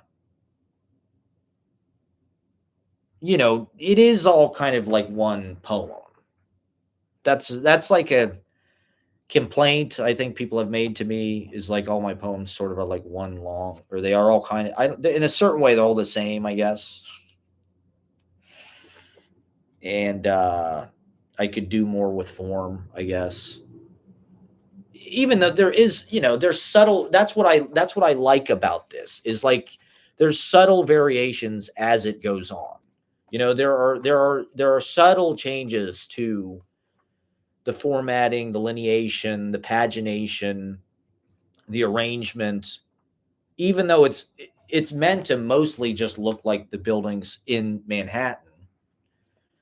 And so in a certain way, it is almost more like blank verse or like a prose work in that, like, um like the prelude. It's like the prelude is the same fucking 10 beat blank verse the whole goddamn book. I think there's what, 10 or 20 books, but like the fucking meter doesn't change.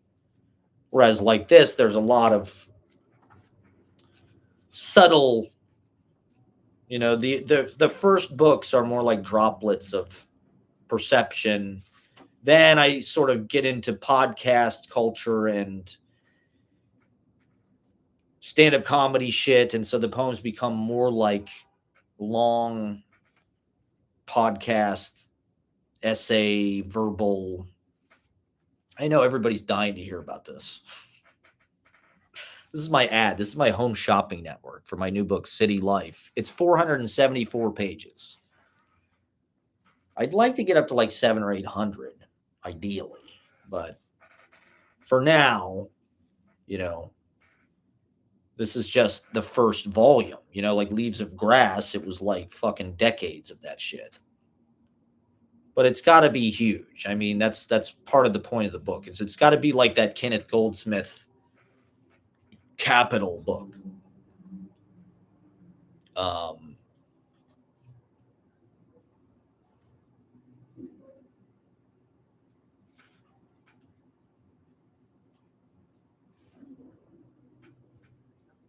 Yeah, and then like I said, there's a lot of shit about economics in here. There's a lot of shit about supply and demand, film, tons of fucking film references. You see that start to take over. And then, like I said, at the end, it's weird because it's just like, remember how blissfully oblivious those Biden years felt? I mean, maybe it was just me. I mean, that's when Angelicism came out, 23. Is it going to be funny to be that aggressively, I don't know, reactionary as time goes on?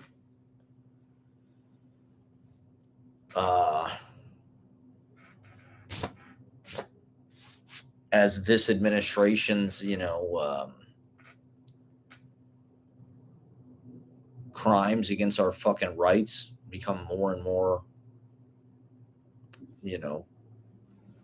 pronounced.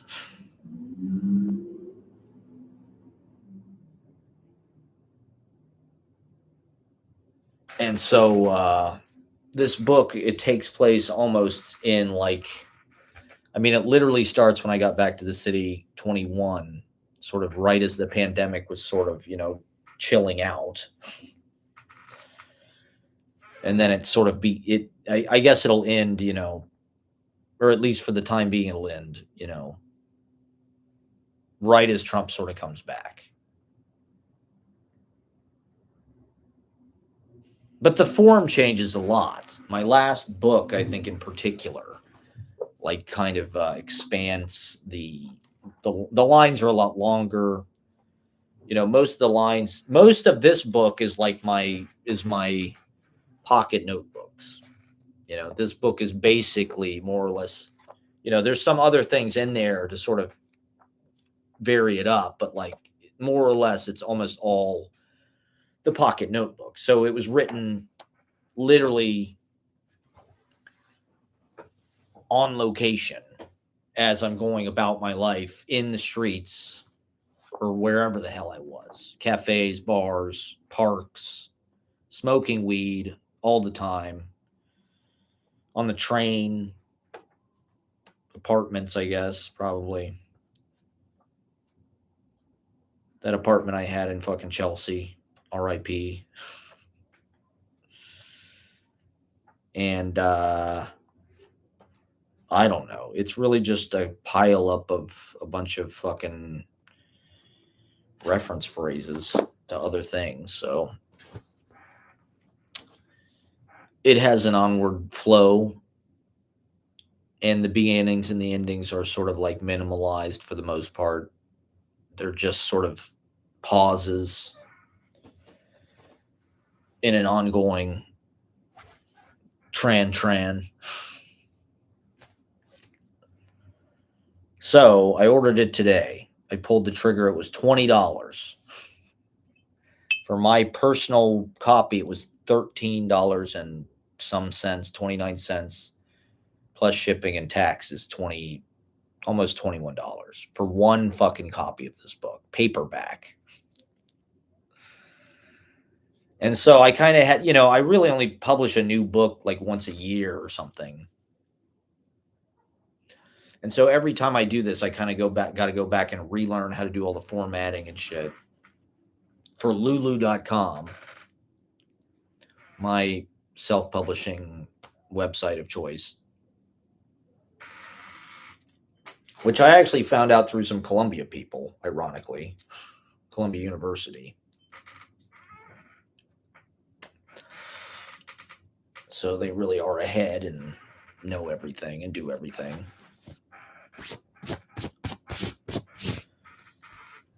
In any case, it should be here in 10 to 12 business days. Part of the reason why I haven't ordered is because I don't really have an address. So I don't really have anywhere I can send anything. So it's like, where am I going to send a fucking book? Where am I send? But it's like, I just need to get this done. I need a copy of this thing that's sort of like finished. This one has got it's got some typos and shit. It's got some error, like the fucking, so I'd like to have it in hardcover, actually. I'd like to have hardcover copies, but I think the hardcover is like significantly more expensive. So if anybody wants to sponsor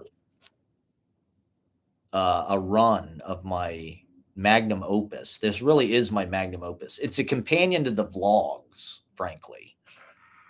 And this is just excerpts. My real work is the whole fucking diary, which, is only available in the original notebooks. But, if you want to sponsor maybe I should do a fucking Kickstarter. It would probably cost like something like close to $1,000 to do 100 copies. And I'd have to charge like probably kind of a lot of money. I'd probably have to charge, $25 or $30. But the thing is, if you bought the zines individually, they're $5 each. So it's sort of just like buying all of the zines and getting a little bit of a discount. You're getting a discount, people. I mean, what? Come on. What more do you want? Come on. Yeah, we're talking about AI slop here, everybody, and internet aesthetics. I don't know. I mean, I was misguided, I think, and naive in that, like, for me, embracing the internet is more about like bringing nature and naturalism into the internet. And conversely, like embracing the way the internet like has affected our consciousness and made everything kind of like rapidly available and everything happening all at once, all the time. An instant eyewitness accounts of everything, and just like an infinite panoply of like fucking takes, nothing definitive, and everybody trying to fucking beat everybody else to the top of the anthill.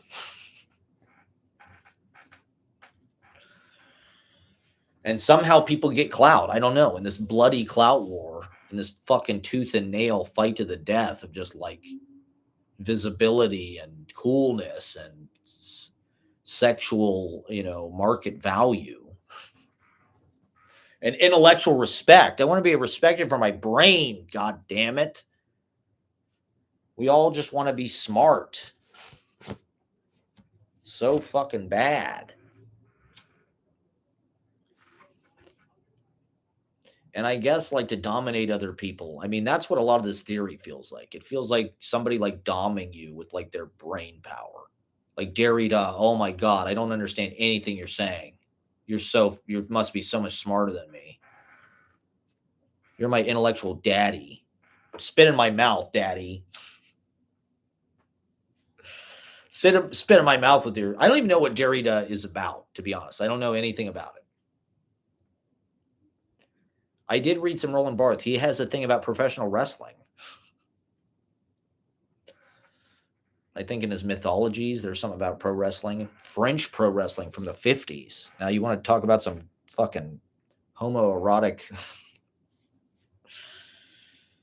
glamorous shit.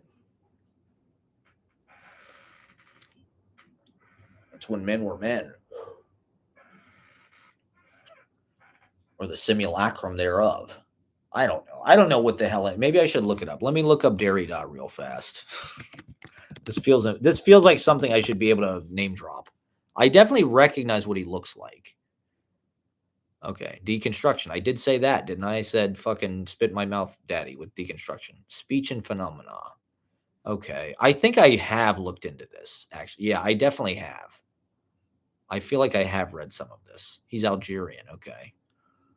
Blah, blah, blah. Philosophy, blah, blah, blah. He referred to himself as a historian. Blah, blah, blah. He called his challenges to the assumptions of Western culture deconstruction. Okay, I don't know. Approaches text is constructed around binary oppositions, which all speech has to articulate if it intends to make any sense whatsoever. This approach to text is, in a broad sense, oh God, okay. There is no outside text. Oh, here we go. I can't even understand the Wikipedia article about it. How am I going to understand the actual shit? I can't make sense of this right now. I've smoked too much weed. I'm under too much pressure. I've got 2 people watching. Oh my God. I need to continue to fucking be entertaining and, oh my God,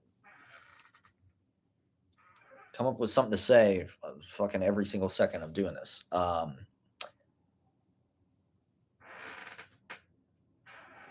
So yeah, it feels like, I don't know. I guess I'm sure there's something to it. I'm not saying that there's nothing to it. But what? He's an enemy of Western culture? What does that mean? Does that mean he's specters of Marx? Oh God. There's a film, Derrida. Maybe I'll check that out. I don't know. It's like to these people that go to these elite colleges, you go to Bard and fucking Bennington and shit. These philosopher theory guys, they're like the hottest sex symbols of all. I don't know. It's like these chicks get into it's like Lacan. They're all into Lacan, they're all into therapy. It's just like it's astrology, therapy, theory, it's all the same shit to me. I'm not saying there's nothing to it. But it's almost like some kind of why are so many women psychology majors? Like nothing against that. A lot of women that I know, a lot of my favorite women have like psychology master's degree. In fact, I think all of them almost. Practically all of my favorite women have psychology master's degrees. What the fuck is that? What is that about? Women, I guess it's like they think that they're gonna like figure you out, or are they curious? Maybe it's just like the same way that women are just like more like kind of picking apart people's character and like always deducing like things about who you are, red flag, green flag, like they're always like microscopically talking about it with their friends, What does this mean? Blah, blah, blah. And so it just feels like psychology and like, or like being a therapist. What is that? Is it because I'm fucked up? Do I put people in like some kind of therapist role? Because I watched too much Frasier as a child. Whining, neurotic whining. Do they like the sound of that? Is that some kind of motherly thing? You know, wanting to listen to the child or thinking that you're like a parent or something. So Tony Soprano's therapist, what's that about? There's like a weird psychoerotic thing happening there, psychoerotic intercourse happening there with therapy, I think. It's like a voyeuristic intimacy, maybe. Well, I don't know if that's part of it. I think it's a healing. That's definitely part of it. I think these women want to like heal people. You know, like how many people are like social workers? That's a good thing to do. Or being a therapist, you know, it's like that's a good thing to do. I don't know. I went on a date with this woman to Yankee Stadium. It's the only Yankee game I've ever been to. Her and her dad are psychotherapists. They have a joint practice and they have Yankees season tickets together. If that's not the most fucked up thing I've ever heard in my life, I don't know what is. Paging Dr. Freud. You got Yankees season tickets to with your dad and you share a psychotherapy practice. That is unbelievable. Good for you. Good for you. I'm not judging. There's no judgment. There's no judgment here. We're just, you know, want to understand how is, yeah, that is awesome. That is awesome. Good. You are working on yourself. You are working this out, aren't you? You're helping people, damn it. I don't know. It seems kind of like it's all just a highly advanced form of picking up chicks. It is what it kind of what it feels like. It feels like a highly advanced form of being a pickup artist. My ex had a master's degree in psychology, and she would tell me about there was some professor at the new school who was like 90 fucking years old or something. And I think he was from Vienna, you know, or he'd been in Europe. Maybe he fucking knew Carl Jung or something. He had some kind of stupid name droppy clout, which like that's all women need to hear. It's like, oh my God, he studied with Derrida. Oh my God, he studied with Freud or whatever the fuck. That's all they need to hear. And they think, oh, this guy knows what he's talking about. We can trust him. You know, it's a green flag. He's got some kind of credential or something. And like the guy, she said something about how he's surrounded by hot chicks. He's 90 years old.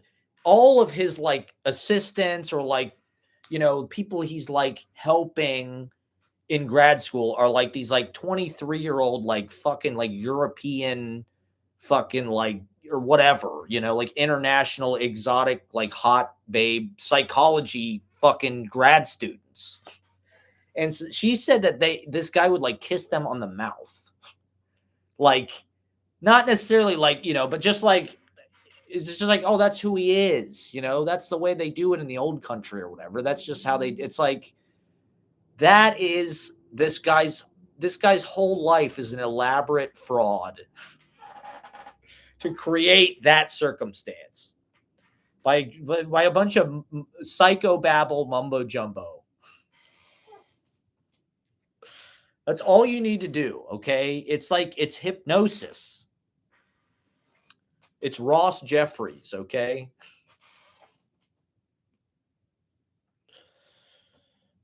It's Frank T.J. Mackey, MD, PhD, Dr. Fraser, Dr. Dick.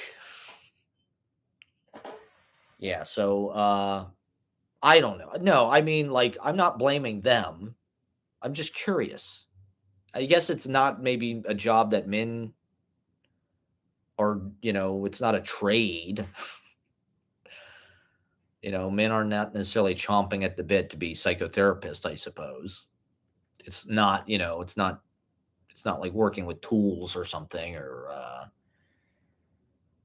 I'm sure, there's definitely a good amount of male psychotherapists, but I just thought it's just curious to me how many women I know that have and a lot of women like I don't know, or like the people that I took psychology 101 or whatever in undergrad. And literally the first day, the guy's like, let's dispel some misconceptions about what this is. And he's like, psychology is not like reading people's minds. We're not going to teach you how to read people's minds. We're not going to teach you like what people are thinking. That's not what psychology is. I don't even remember what it was. I forget literally every other thing that happened in the class. I literally don't remember anything about it. But it was not that. It was not well, because if you tell people you're a psychologist, or apparently people told this guy if they'd see him at parties or whatever, they'd be like, "Oh, can you tell what I'm thinking? You're a psychologist. Can you read my mind?" I don't know. Did people do that? It sounds insane now that I'm saying that, but I think there's something like with people who are psychology majors that like I don't know. Do they think that's what's going to happen, or they're trying to figure people out, or they're curious about the human puzzle? Maybe they're good listeners. Maybe. Uh, who knows? Who knows what motivates these crazy women to be psychotherapists? I guess, like all of the trendy, like elitist, smart people that I know are in psychotherapy, and it's like a big part of their lives. They love talking about it. They're obsessed with their fucking analysts, like to the point that I just feel like it's some kind of weird fad or something amongst like people who think they're poets in Brooklyn. Um, that's part of like what that tribe is doing. So it's like you have to do that. But it's like, do I feel like they're mentally healthy? Because like not really. Like I'm not necessarily the most mentally healthy person. And it does to me like being in therapy does feel like it makes sense in a way. Like it does feel like we have, probably self-defeating thought processes or it probably would help to just have somebody notice things about us and be like, hey, this is not good for you or working for you or something. Let's try to reframe this in a way that's like more positive or more like, going to be more beneficial to you. Like I could definitely see the value in having somebody like for this, for instance, if I had some kind of trained professional on the other end of it who would had positive suggestions about how to correct things to make it to fix me. Is that why all women want to be psychotherapists? Because they can fix him. They think they can fix you. Dr. Melfi thinks she can fix Tony. She's titillated by the fucking gory details and the confidential disclosure she has with this powerful controversial figure. She's attracted to the to the danger, to the sickness, to the illness.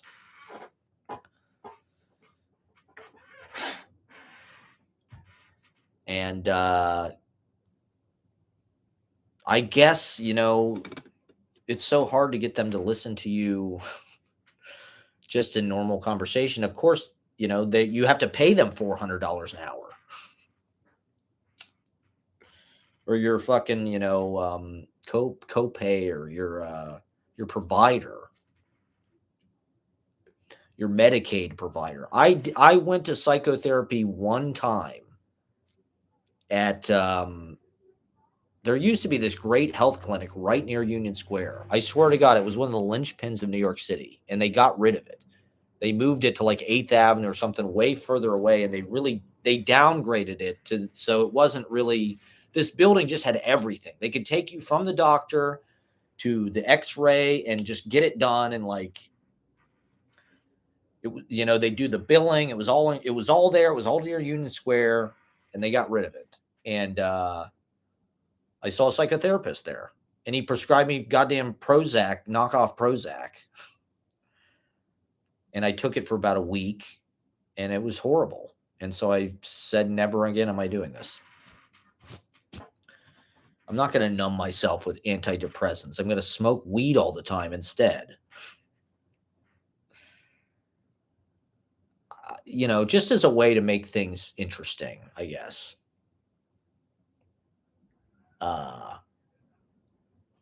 Although I will say I was able to finish my book today because I was, if I was high, oh my God, there's no way I would have been able to do that. I would not have been able to figure out the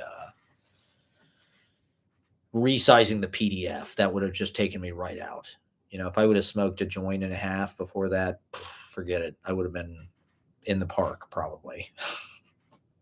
But today it's like I was really committed to Ashley got a job at the New York Public Library. So she had her training today. So I was like very committed to just like, hey, let me actually try to just finish this fucking thing. And so I got her done, everybody. And I accomplished something. Sort of, I guess. It's in the mail. I'm trying to just pull the trigger on stuff. Like with my phone, just buy the fucking thing. So with this book, it's just like, you know what? Let me just do this and order it. Get it. I'm not gonna, because if I put it off, I'll get high and I'll forget my password. It's just like when are they gonna come up with a fucking different way to do like passwords? I hate goddamn having to memorize because it's always you got to have 8 characters and a special character and a number and a capital and a fucking punctuation and a fucking emoji and some kind of like otaku cat, text drawing. That's all got to be in your password, God damn it. And you're supposed to remember it. And I can never remember any of them. So, that's why I lost my job, really. Too many passwords. Too many fucking passwords. I guess it's really the only way they have of like, it's kind of weird because it's this weird thing that's like really intimate. Like it's sort of weirdly like a secret you keep with yourself or something. It's like you could tell other people your passwords, but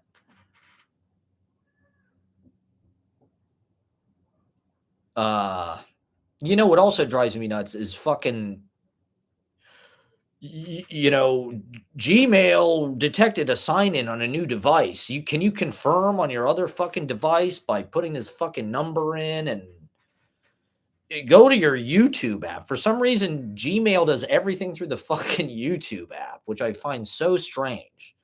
Somehow, is that just me? Somehow the YouTube app became like essential to your national security, your personal security. YouTube is like the gateway for everything important in our society, I guess. And that's why I'm here, obviously.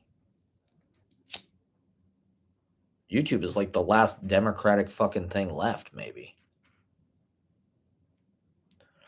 You can just kind of do your thing and people will watch it if they want to watch it.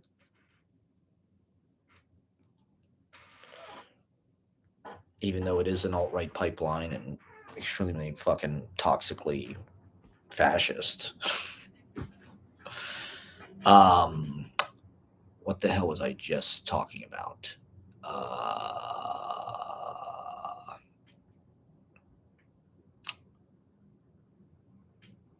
were talking about Derrida, but we moved on to fucking passwords. Oh, yeah. So my lulu.com pass, like I don't sign on to lulu.com that often, but the price of self-publishing did go up a lot, like everything after the pandemic. So I kind of like took a little bit of a break on it, but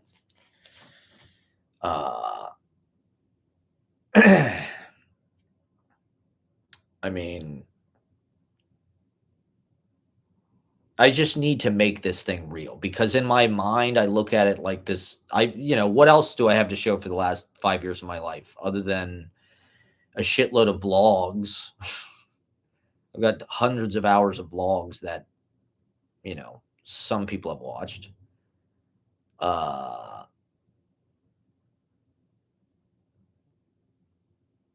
And then all of the live open mic shit, obviously.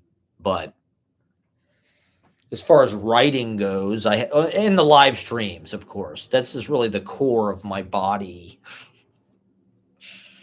of work is these fucking free, open source live, baby, extremely live, maximum live and uncut. And so, I don't know. I've been freaking out about my, health recently because I've got this fucking lung calcification thing, which is not really a big deal, but it might be. I don't know. I don't think it's not really a big deal, but it's just such a stupid problem to have. I don't know how it happened, but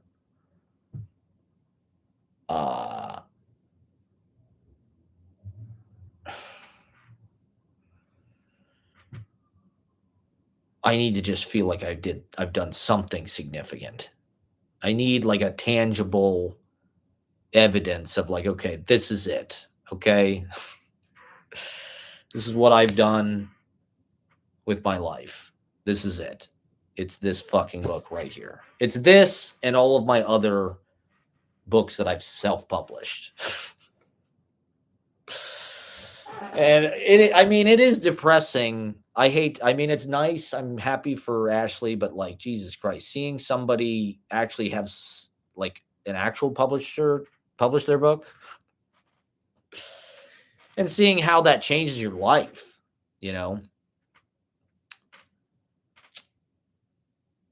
people start to notice you, people, and good for her. Like, she deserves it.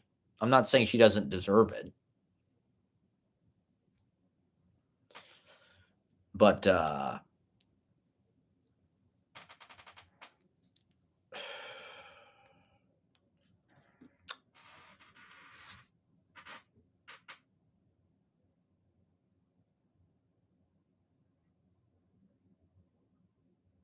self-publishing is kind of depressing after watching that whole. And it's like, I don't even know. I think they published 1,000 copies of her book. She's always selling it. She does all these readings. They're packed. People come up to her after they buy the fucking book. So they're reading it. It's reviewed and fucking stuff. She does interviews with fucking Rob McClennan's blog. And she gets asked to do all these fucking everything,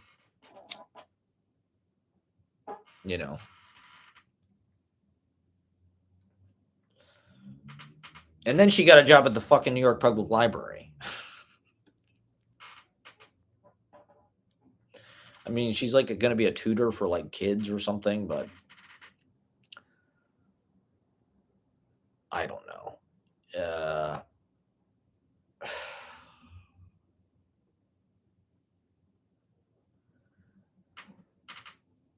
It is what it is. It's just another in the continuing pattern of just my pathetic joke of a lampoon of a life. Is I'm going to self-publish, this vanity piece of shit. Well, I mean, and then how many copies will I even be able to get? You know, 100, and then I'm gonna have to like fucking sell those to people like myself somehow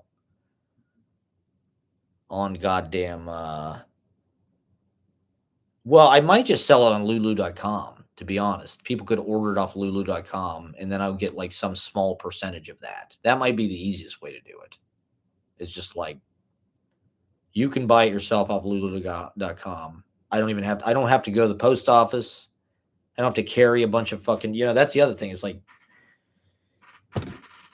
where are you going to keep a bunch of copies of your book? I have 100 copies of this giant book. Like, okay, so I'm going to be carrying that around from apartment to apartment, trying to unload it. So I almost publish this self just so it exists. If there ever were to be like some kind of like interest from like a publisher, they could just be like, oh, you have this. We'll just print a fucking 100,000 copies of it. How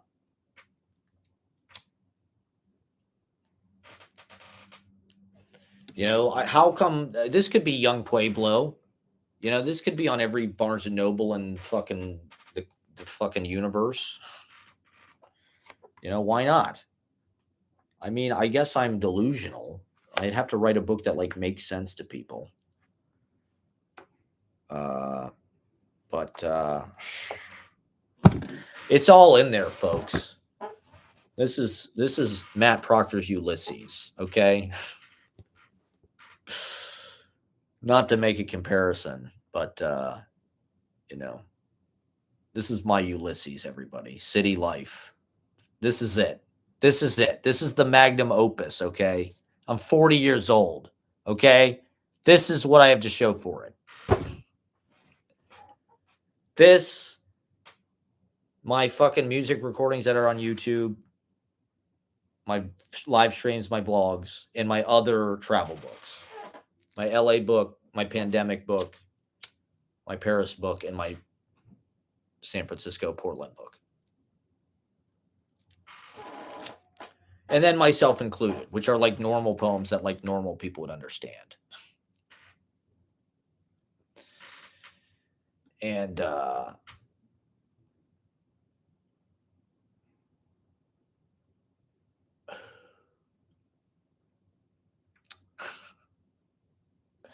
which is important too. I think people need that. I think if they saw that book, they'd probably be surprised. They'd be like, what the fuck? This is like punctuated and these are like normal, kind of agreed upon grammar and syntax and sentence flow and thoughts kind of leading together in a way that doesn't like clash. And with this book, there's none of that. Okay. There's no punctuation. There's no consideration. It's all just a big fucking accident. It's all real. Okay. This is how it went. I know that doesn't matter in art, but to me, that's part of what's important about it. It's like, this is how it happened. This is when it happened. You were there. Okay. This was written on the spot over 5 years. And, there's a lot of cringe. I mean, no one is more cringe than me. Okay. I'm Mr. Cringe. Okay. What could be more cringe than doing this? I mean, this is the most cringe thing probably on the internet, and that's not easy to accomplish. I don't give a fuck. Okay. Be yourself, they say, but not like that. Don't be that. Don't be that. Be more like this stupid angelicism. Just be little copy and paste like Nymphette, fairy, fucking, I don't want to use the word twink. It's not really applicable here, but do I need to say anything else about Angelus? So I went out, I started off railing, well, just about it. I don't know, whatever the hell it is. Jealous. We're all jealous of angelicism. How did he get control over these people's minds? Is his brain really that smart? The rest of us are just cringe. Cringe, cringe. We fall short. I mean, to create is to be cringe. You're supposed to edit it. That's what people told me. They said, edit. Fuck you. Okay? That's what I have to say about your editing. I believe that the lines of poetry are like boughs of fruit that bloom off of my body, okay? And they just fall. The little oranges and apples and pears and tomatoes and zucchinis and pineapples and mangoes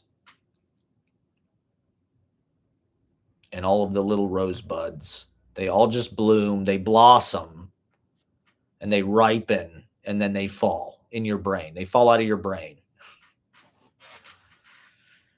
like little mind seeds. And you just leave them there on the ground, okay? You just leave them. They're on the ground. That's where things land where they're meant to land. I've been thinking about that recently. Things land where they're meant to land. What does that mean for me?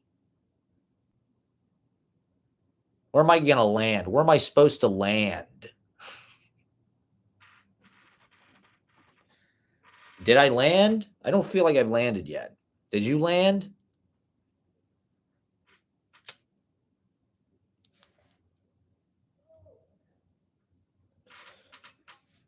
I don't know. I mean, these books are what I'm proud of, what I'm here to do. I did it my way, okay? Like Charles Bernstein. And I don't know. This was an attempt to dumb poetry down, which nobody wants. The experiment, okay? Here's what I found out. My experiment was to take all of the poetry. This is really just my thinking. Okay? It's really just thinking. That's what it is. And the sound of your thinking is not coherent. It is jump cut. It is non sequitur. It is random, sort of. Shit just jumps into your head. So that's what this is. It's not meant to be some kind of cohesive, focused fucking thing. It's meant to jump all over the goddamn place instantly and sort of add up to something that is undefinable and ineffable. And putting things together so they lean and create some kind of plaid, invisible, out of reach other thing. But also, defining the place, the time through information. And stacking that, or just describing, data, right? Everything's fucking data now. Everything isn't. I think that was something that was in that Dean Kissick article. That was one of the complaints he had about how a lot of boring art that's in good taste is like, it's just data, or it's like information. It's not like AI slop, which literally is data information, just sort of like puked back up. It's like food poisoning. It's like the data got food poisoning and fucking puked itself back up. And so I don't know. I just kind of embraced that, the data of thinking, of what's in your head, what it actually sounds like as you roam the modern decaying, New York still is like a world city. It still is like one of the capitals. It's definitely the capital of this country. But, we're in this weird fascist moment where it's like I don't know, the art being made in the city. I suppose it is reflective of the time, but it's like Reaganomics on fucking steroids, Bret Easton Ellis, American Psycho shit, you know, to the nth degree. Revenge of the 80s.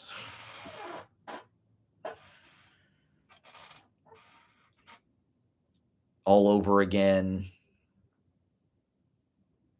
And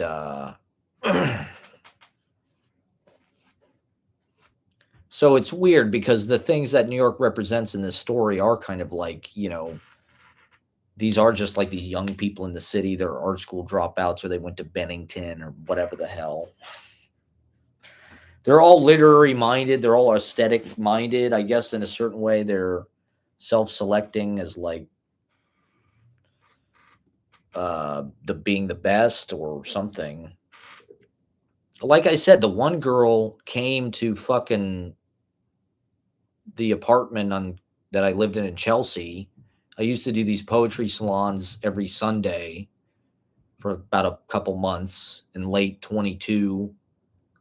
And a lot of people came. Junie came. A lot of people came. And Ashley would bring people. She'd just like bring anybody. She'd bring people from her Columbia MFA program. Ashley always has like an entourage. She always has like a fucking posse. Or she can do that if she wants to.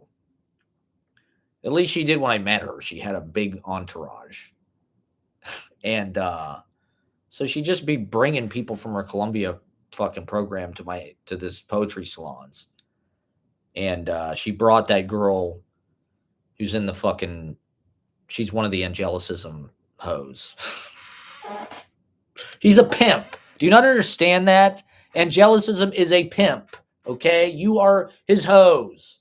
I mean, that's all of as men, that is our job. Okay? If you want to be an artist, okay, you have to figure out how to be a pimp.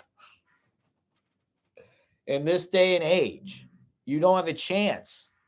You have no shot any other way, okay? You have to figure out how to get, I don't know. Richard Hell says that somewhere in his fucking book. He's like, when he started out doing punk rock shit in the 70s, he talks about how he had to become a pimp. He had to figure out a way to get like young women to like want to be around him. And that's what made him like a rock star. And it worked. People are still turned on by Richard Hell somehow. He's still like got this weird, he's like Lacan or something. He's got these sophisticated, troubled, damaged, intellectual women in a chokehold for some reason who like rock and roll.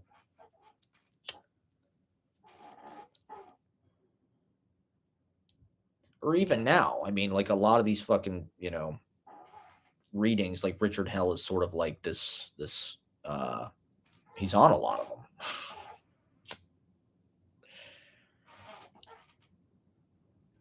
He's endorsing the alt-right literary armada. And I don't even know. I feel like Mr. Rogers meets fucking I feel like probably corny. I don't know. What's my reputation? I mean,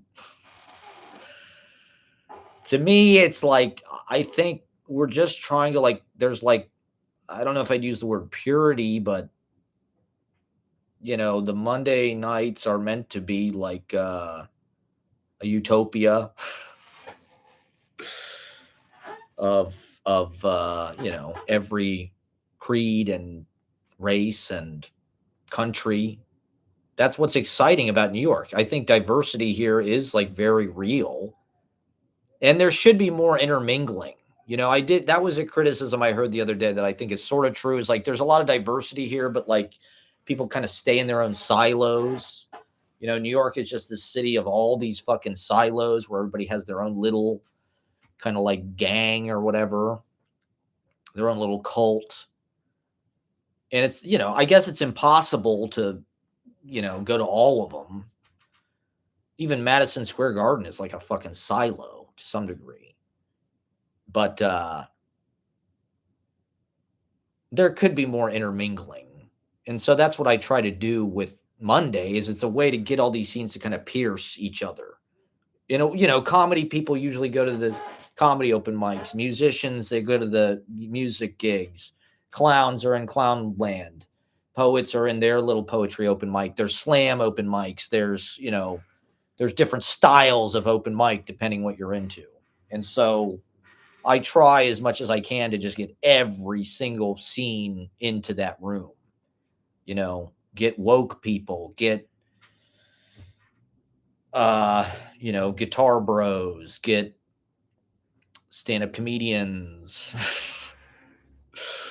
get rappers, get beatboxers, get fucking clowns, get them all in the clown car, get them all in the fucking clown car. And get all the boroughs, get all the neighborhoods, get all the demographics, old people, Gen Z idiots, millennial fucking people who've stayed too long at the party like me, Gen X. Let's get some Gen X, energy. Whatever it is. Try to get all perspectives and not necessarily let any it is frustrating that I wish it seems like with poetry open mics, people want this or they can't, particularly with slam stuff. It's like there's a vulnerability, there's a political seriousness. And if you don't do that, those people just do not fuck with you. They don't, it's just and, I don't want literary people to come to the open mic and think that I'm a fucking clown. But I also don't want them to have a stick up their ass, and I want poetry to be exposed to other fucking people that aren't poets, And this is one way to force it down their throats. And by having, young hot people read poetry, that's a good way. And by making it show business and making it this position that is equal to being a stand-up comedian, that is equal to being a troubadour folk musician or a rapper or a clown or, a poet becomes an entertainment figure in a way that I think is very important. I think poets need to figure out a way to be giant pop culture phenomenons. It's insane. I mean, it's insane to me. That's fair game. Just because you're a poet does not mean you're excluded from being fucking super famous. Rappers are poets, Taylor Swift, she is a poet. I hate to say that. I hate to acknowledge that. But she has some lyrical ability that people listen to what the fuck she says. That's what poets do, she puts fucking, manufactured pop music factory made behind it. She just hires whatever the kind of producer du jour is and rips whatever style she wants. But she writes snappy lyrics. She's like a fucking, greeting card mom. And she's got fucking, arenas full of people that just are bland enough to live their lives by it.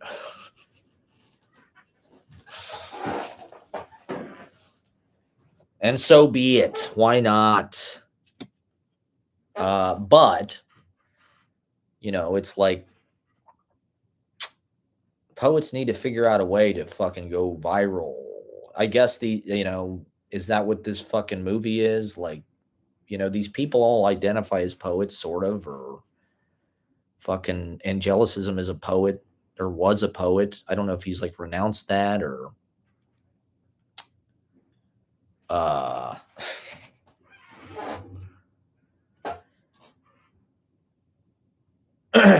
Should I say some more stuff about the Matthew Gazda shit? I mean, I think this stuff is all fair game. I'm just a commentator, I'm not necessarily like I don't want to sound like I'm like personally talking shit about any of this stuff. I'm looking at it from more like a cultural perspective. I do feel like weirdly um like around the corner from it or something. Like I just feel like I kind of like whatever my aesthetic is like probably so corny and old fashioned that you know, it works in the context of the world we're allowed to create, which is beautiful. But like are we like the fucking cool, sexy, like 22-year-old vamp e-girls from hell of literary, wannabe fame? Like, no. Like, I've never been, like, I wish people appreciated the values that we are presenting, you know, rather than like, okay, well, if you're just like some hot, indifferent, apathetic looking, you know, young, intimidating, rococo, emaciated waif, then like you're the the it girl, you're the ingenue, you're the that's it's just weird. It's like everybody's gone to the dark side of the force.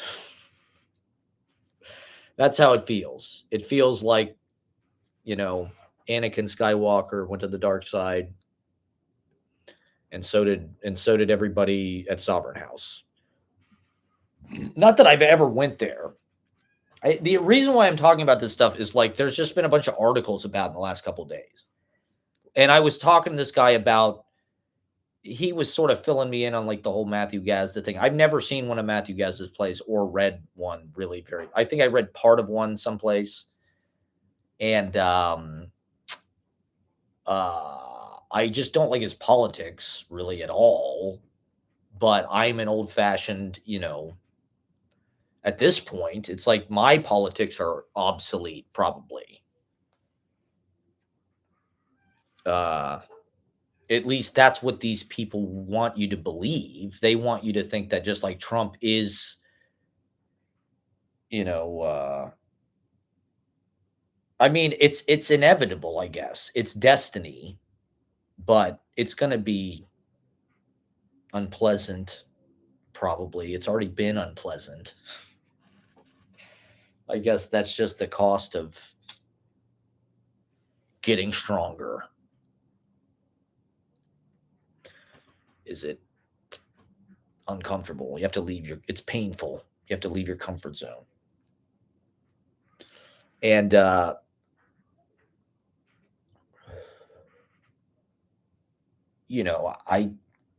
for me, it's like it's woke, it's egalitarian, it's performative communism. Everybody gets the same. I try to distribute the spotlight as much as I can to people.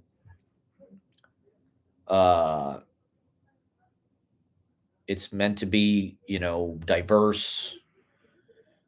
It's meant to be subtly woke. The problem with wokeness is it was just so like blame, blame, blame. I mean, come on. All right, there was a little slavery. Come on. We're not over that. Are we still talking about that? Jeez. We said we were sorry. Okay. What do you want? What more can we do? Feel bad for the rest of our lives? I guess so. We're going to performatively flagellate ourselves about how we're racist. Or it's going to grow this like monster of a fucking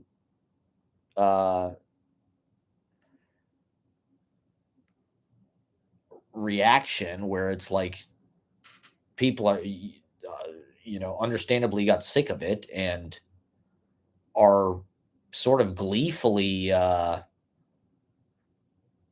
counter fucking, uh, counteracting it. It's like, look at Taylor Swift's album. For fucking, she prefers her friends canceled or whatever. It's sort of like everything in our culture. It's like it's sort of embracing the idea that like it's cool to be conservative. Yeah, there's all these country bars all of a sudden, and even like cool places are having like fucking line dancing. I saw this hotel in it's like in Gramercy. It's a pretty hip venue as far as I can see, and like they're doing some like country line dancing night. It's like, what the fuck?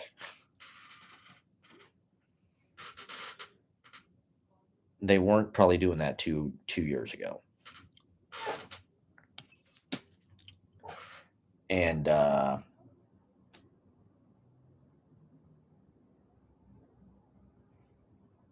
not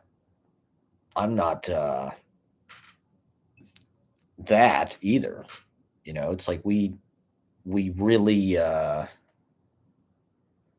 don't know. I think everybody's frustrated by like what they're supposed to be. Like if you're left, you're supposed to be this. If you're right, you're this. I think everybody's sort of those categories are sort of scrambling, or I don't know, just like the ground is rapidly shifting beneath us. And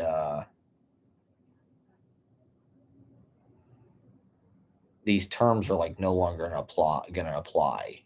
There's sort of maybe they're even like the consequence of like the legacy media, the binary Democrat Republican thing, in the way that the politics were conducted. Maybe that's just going to go away with the advent of the new technology and the diversification of perspectives. And just like, I mean, the New York City mayor's race is interesting because they said if fucking Sliwa drops out, then Andrew Cuomo could potentially, they'd be like neck and neck, which I don't really believe.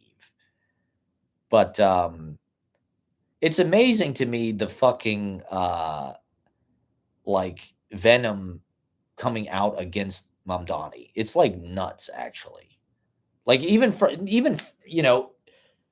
I saw some, it's like how many people are making fucking videos about he's a communist, he's gonna ruin New York. It's like his policies are not even that fucking radical. Like the idea that it's gonna be like some kind of seismic meltdown in the fucking city is like absurd. Like he's clearly like an intelligent guy who's got like a pretty comprehensive read on the situation. Like let him fucking, it's Bill de Blasio was the mayor, Eric Adams was the fucking mayor. It's not like it's always some kind of like fucking home run of a fucking mayor. Like if Eric Adams can do it, then like shit, fuck yeah, give Mamdani a shot. Let's see what the hell, what happens. It's not gonna like ruin the fucking city, and if it ruins the city for a bunch of billionaires, then fucking good. Those people are the worst part of it.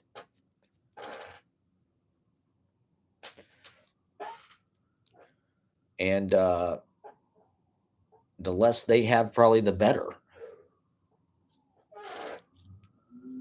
I mean, I just think that's one thing people don't really understand is like the tax and like preventing these people from having that much wealth is like it's a power distribution, like because these people have so much more money. Like what is it? The richest guy has like more than like 53% of the entire country. Like there's more wealth in like whatever. Elon Musk has more wealth than like 53% of the country. That's like 180 million people or something. It's like, well, that is also a power like unbalance. Like it's not just money. Like the money is power. The money is ability to do shit. And like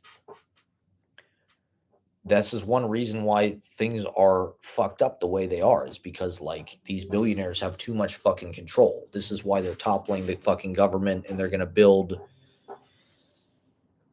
you know, freedom cities or whatever the fuck it is.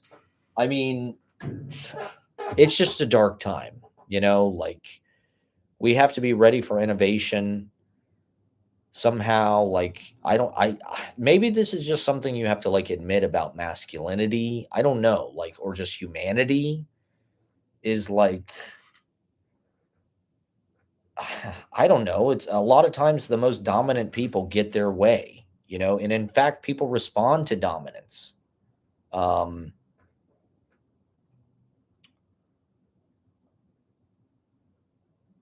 I know that men who have made me uncomfortable because they were like too expansive, those were the same men that were like the most attractive to women. So my point being that women enable the patriarch. I mean, look at this angelicism thing. You know, who's propping him up? These women. It's their fault. I'm not saying it's their fault, but it's like, why did Charles Manson have all these fucking women that like followed him around and like were mesmerized by him? Like Charles Manson is clearly like the worst person.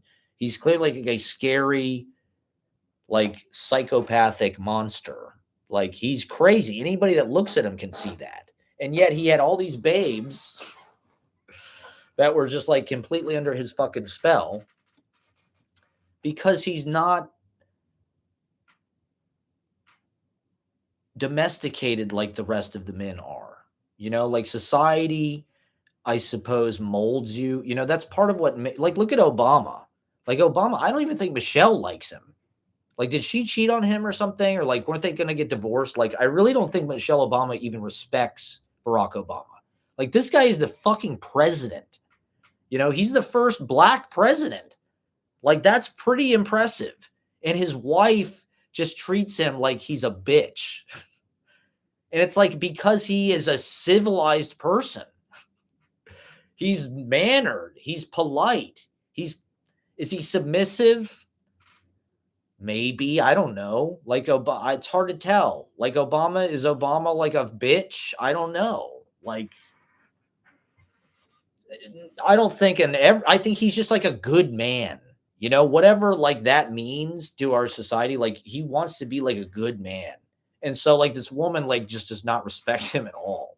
He's a fucking president, like, and yet to her, he's a bitch. And like, but look at Trump. Trump is like, I don't know that women. I don't know. It's hard to. People are beginning to defer to him like they've been tamed by him. You know, all of these people that came out, Trump's a Nazi, Trump's a fascist, never Trump. Now they all fucking work for him. They kiss his ass. And that includes like the fucking world leaders and shit.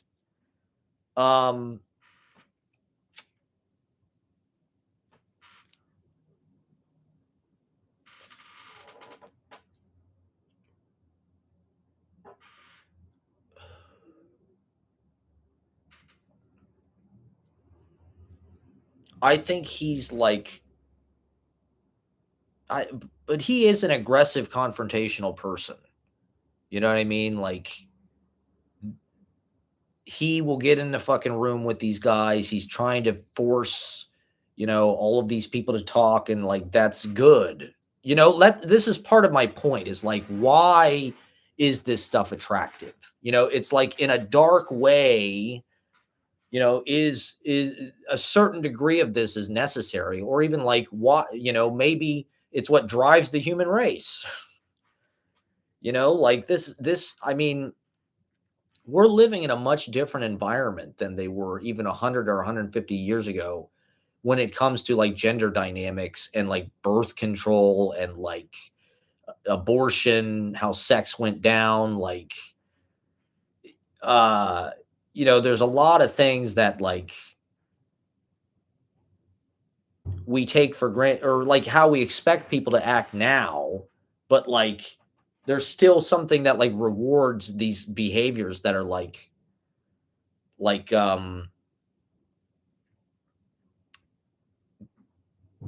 just like highly aggressive. It's like these are like it's like throwing in like a feral dog with a bunch of fucking like dogs that are have their tubes tied or something. I mean, and I think is this part of the masculinity crisis or something? Like, is there not enough testosterone?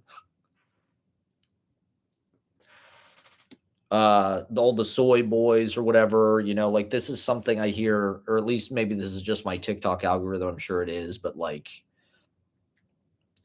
there's no attractive men. There's all these attractive women, and there's like a complete like deficit of like attractive men, and or it's just like there's way less. There's way more attractive women than there are attractive men. Maybe in New York. In Ohio, I'm not sure if that's the case.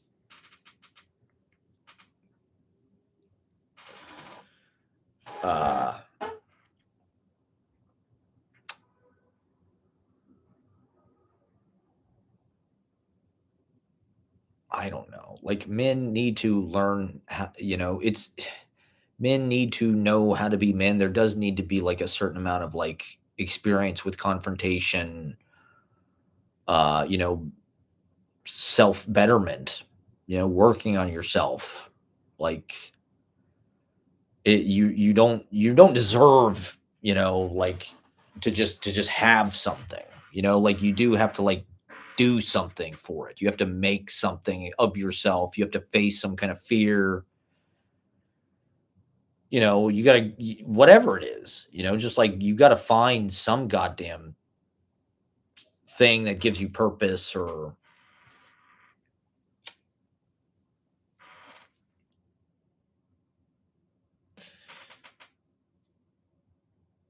and so like I don't know. I think there's some truth to that. It's frustrating how, like if you look at women in the comments, it's like they are not empathetic.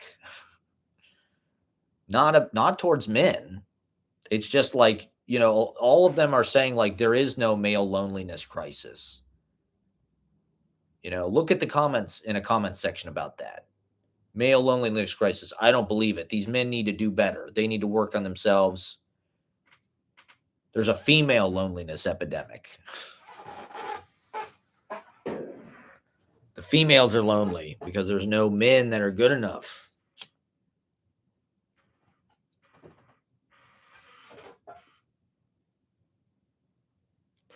Uh,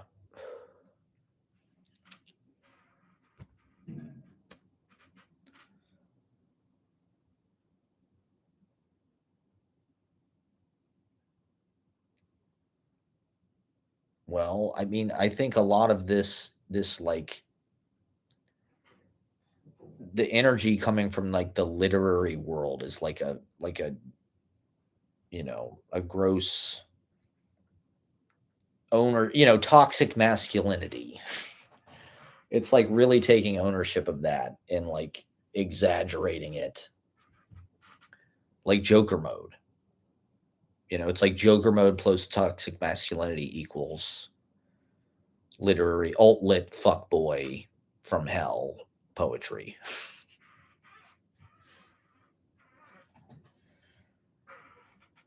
And Rimbo would probably be fucking angelicism now.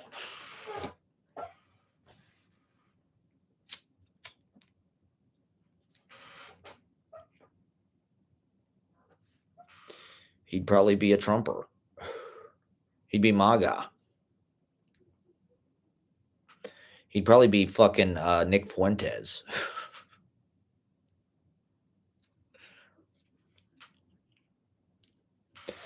Or listening to Nick Fuentes or something. I mean, he was like a slave trader, right?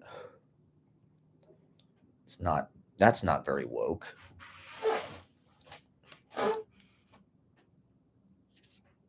Was Rambo woke?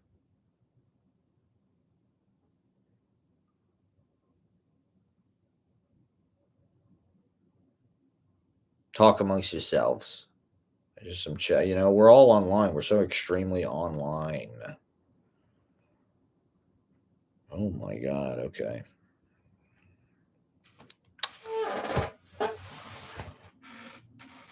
I don't know. We all know. It's all being weaponized. We're all being polarized. You know what the fuck's happening. It's because we're all podcasting rather than like being friends. Rather than doing things that are actually creative.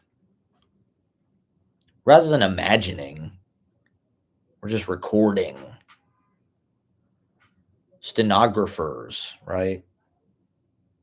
Bob Dylan. Norm Macdonald has this story about how he met Bob Dylan in the 80s. And he's like, Bob Dylan told him most writers are not writers, they're stenographers.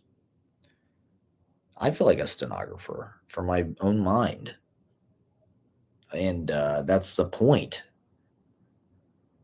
I don't know. Is that bad? The stenographers.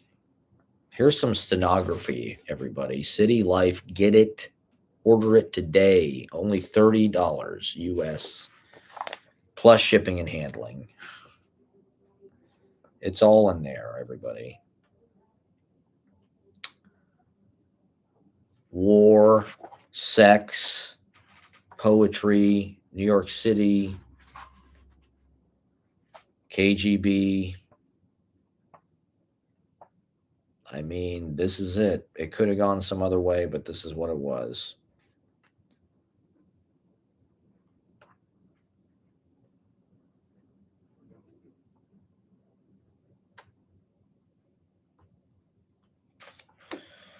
Wow, what a trip.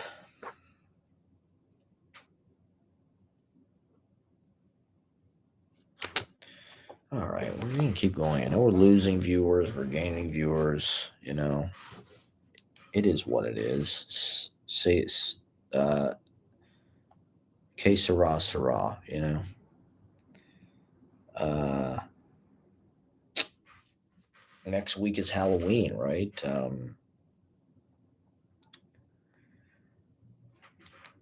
The weather is like horrible already. I'm not really looking forward to this winter. Apparently, it's going to be like, according to the Farmer's Almanac, it's supposed to be not great. We're supposed to get a pretty good amount of snow in New York City. And I mean, last winter was hard enough. I mean, last winter was brutal. It was so cold. And this winter, I don't know. Gonna have to get our shit together somehow. And I mean, they could go for the political knockout punch, you know, anytime. They're laying the groundwork. You know what I mean? This fucking ballroom and shit. They're about to invade Venezuela, apparently. Trump said in some press conference, I don't know if people saw that, he's like, we're going to kill people. They're like, are you going to, you know, follow the law when you invade the country? He's like, you know what we're going to do? We're going to kill people. We're going to kill people. And they're going to die. We're going to kill a lot of people. We're killing them. And, you know, then they're going to die. It's like, that's not really a reasonable answer for anyone to say that. It's like, what fucking century is this? You know, we're going to kill a lot of people and they're going to die. We're going to kill them. We're going to kill these Venezuelans. And so why not just have a big fucking orgy with a bunch of coke in some fucking apartment in Chinatown and write a play about it? Apparently Matthew Gazda is really influenced by Chekhov. His plays are sort of like meant to be like class analysis of like but it's just sort of like a scene of people hanging out.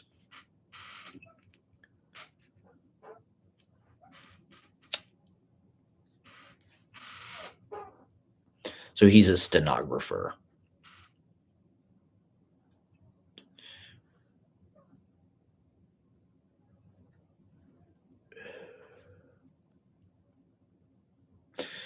I feel like we're involved in some kind of vaudeville of the real.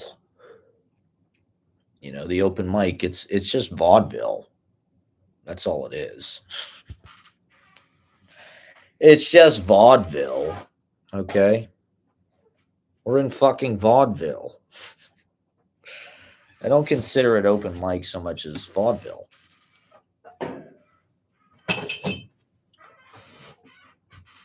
Maybe I should eat. I've got my burrito here. Would more people watch if I was eating instead of talking? People like watching people eat on the internet. Another stupid thing on the internet. Like, why does the internet reveal just like the absolute bottom of the barrel? The internet is just like the dumbest. It's like water finding its level, but like with stupidity.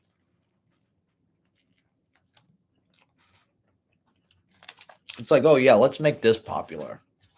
Just people eating. Unboxing videos. Like, that is fucking retarded. Who's watching this shit?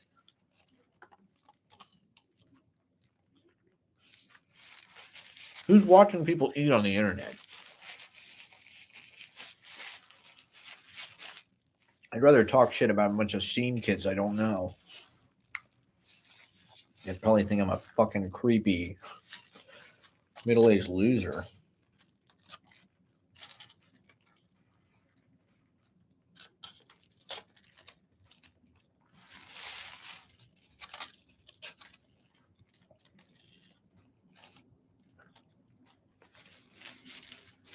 This is a mukbang video. Okay, you can clip this out. Just clip this part out.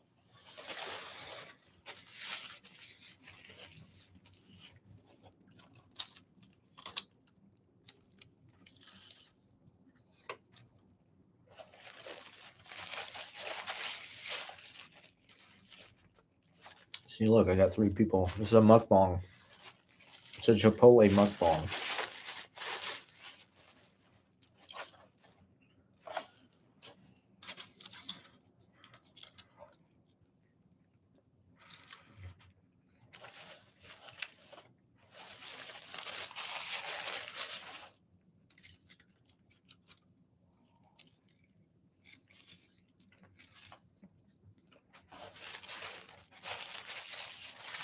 Why would you want to watch somebody eat? I thought it was like bad manner. Like, you're supposed to chew with your mouth full, chew with your mouth closed.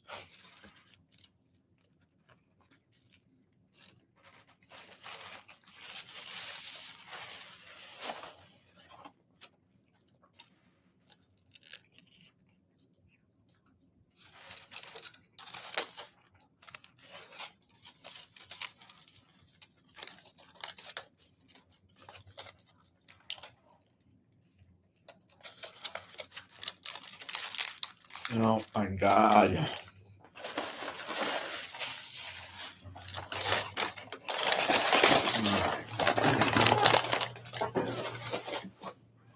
I thought about going as Charles Manson for Halloween. Oh shit, hold on.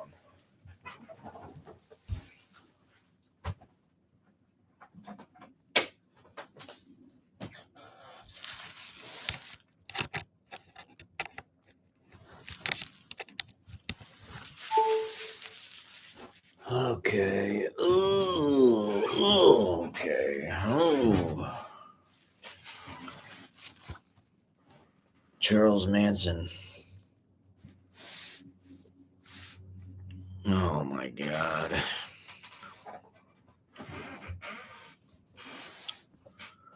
All right, what the hell else is there to say?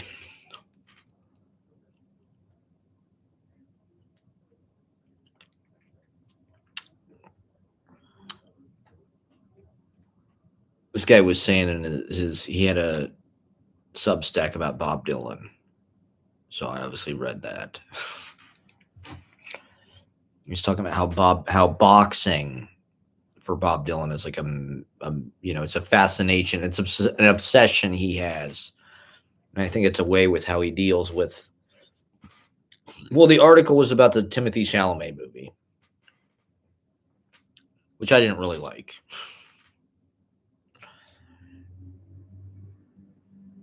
But it was okay. It was okay. It was nothing special, really, if you ask me.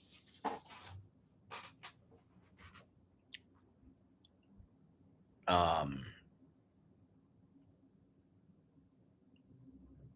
it was okay. It was okay.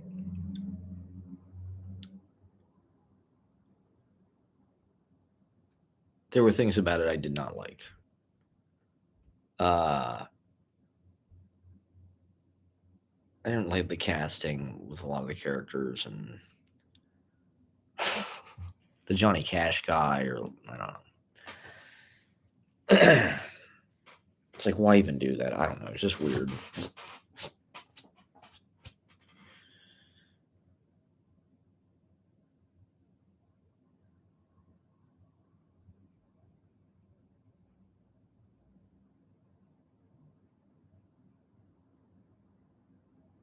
But anyway, he's talking about how Bob Dylan, like, for him, boxing is a metaphor for, like,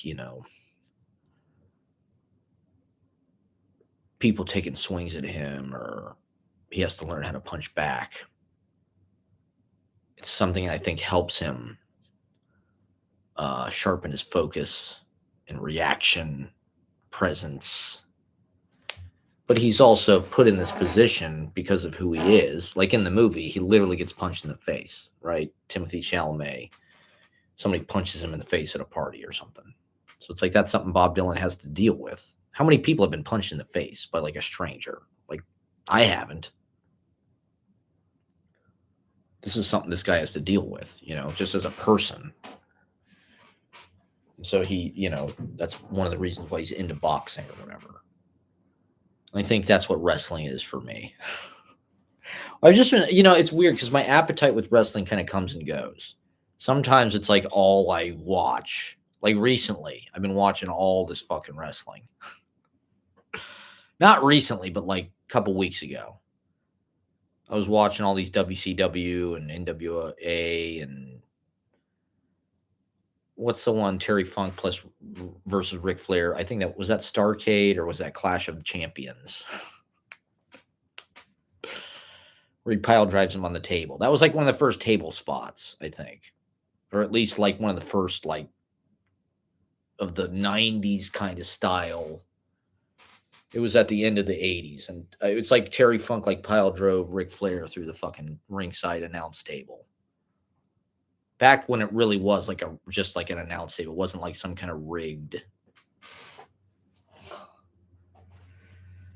thing that they can fall through. That was like an early hardcore kind of moment, I guess. God, does anybody care? No one's watching. You want to hear me talking about wrestling? So yeah, for me, wrestling, I think it's a way to sort of process just like dealing with the punishment, the victories, and the long hard road of life, walking the path, and making the decisions that you have to make to be a champion or not. Some of these guys, and I guess wrestling is probably because these guys really get it ground out early, so it's probably not the best role model for your life. That system really just chews them up and spits them out, and their foreheads are all fucking gnarly and fucking clawed up. It literally, every professional wrestler's forehead, it looks like a fucking bear just like slashed the fuck out of it. There's literal like fucking like trenches.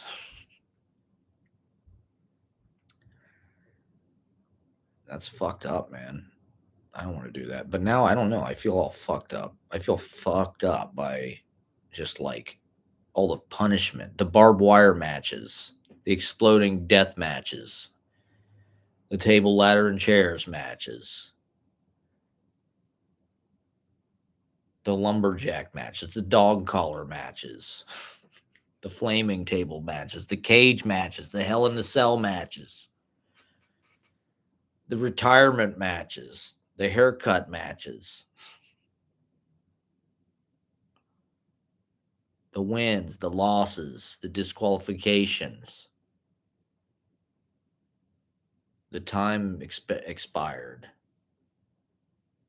the countouts, the double DQs, the championships, the Knights of Glory at the Garden, at Nassau Coliseum, the Forum, at Boston Garden, the Philadelphia Spectrum, Charlotte Coliseum. It's amazing. The lore, it's incredible. So, I don't know. It's all just metaphors, reflections, I guess, back at ourselves. Aging, I guess. I don't know. I'm freaking out, or I need to go to the fucking dentist.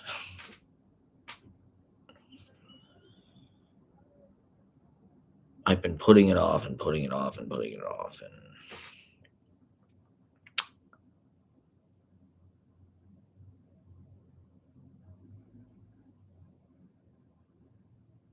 it's just, oh God, I don't know. I've got to fucking find a job, I guess. Well, I would like to expand my open mic.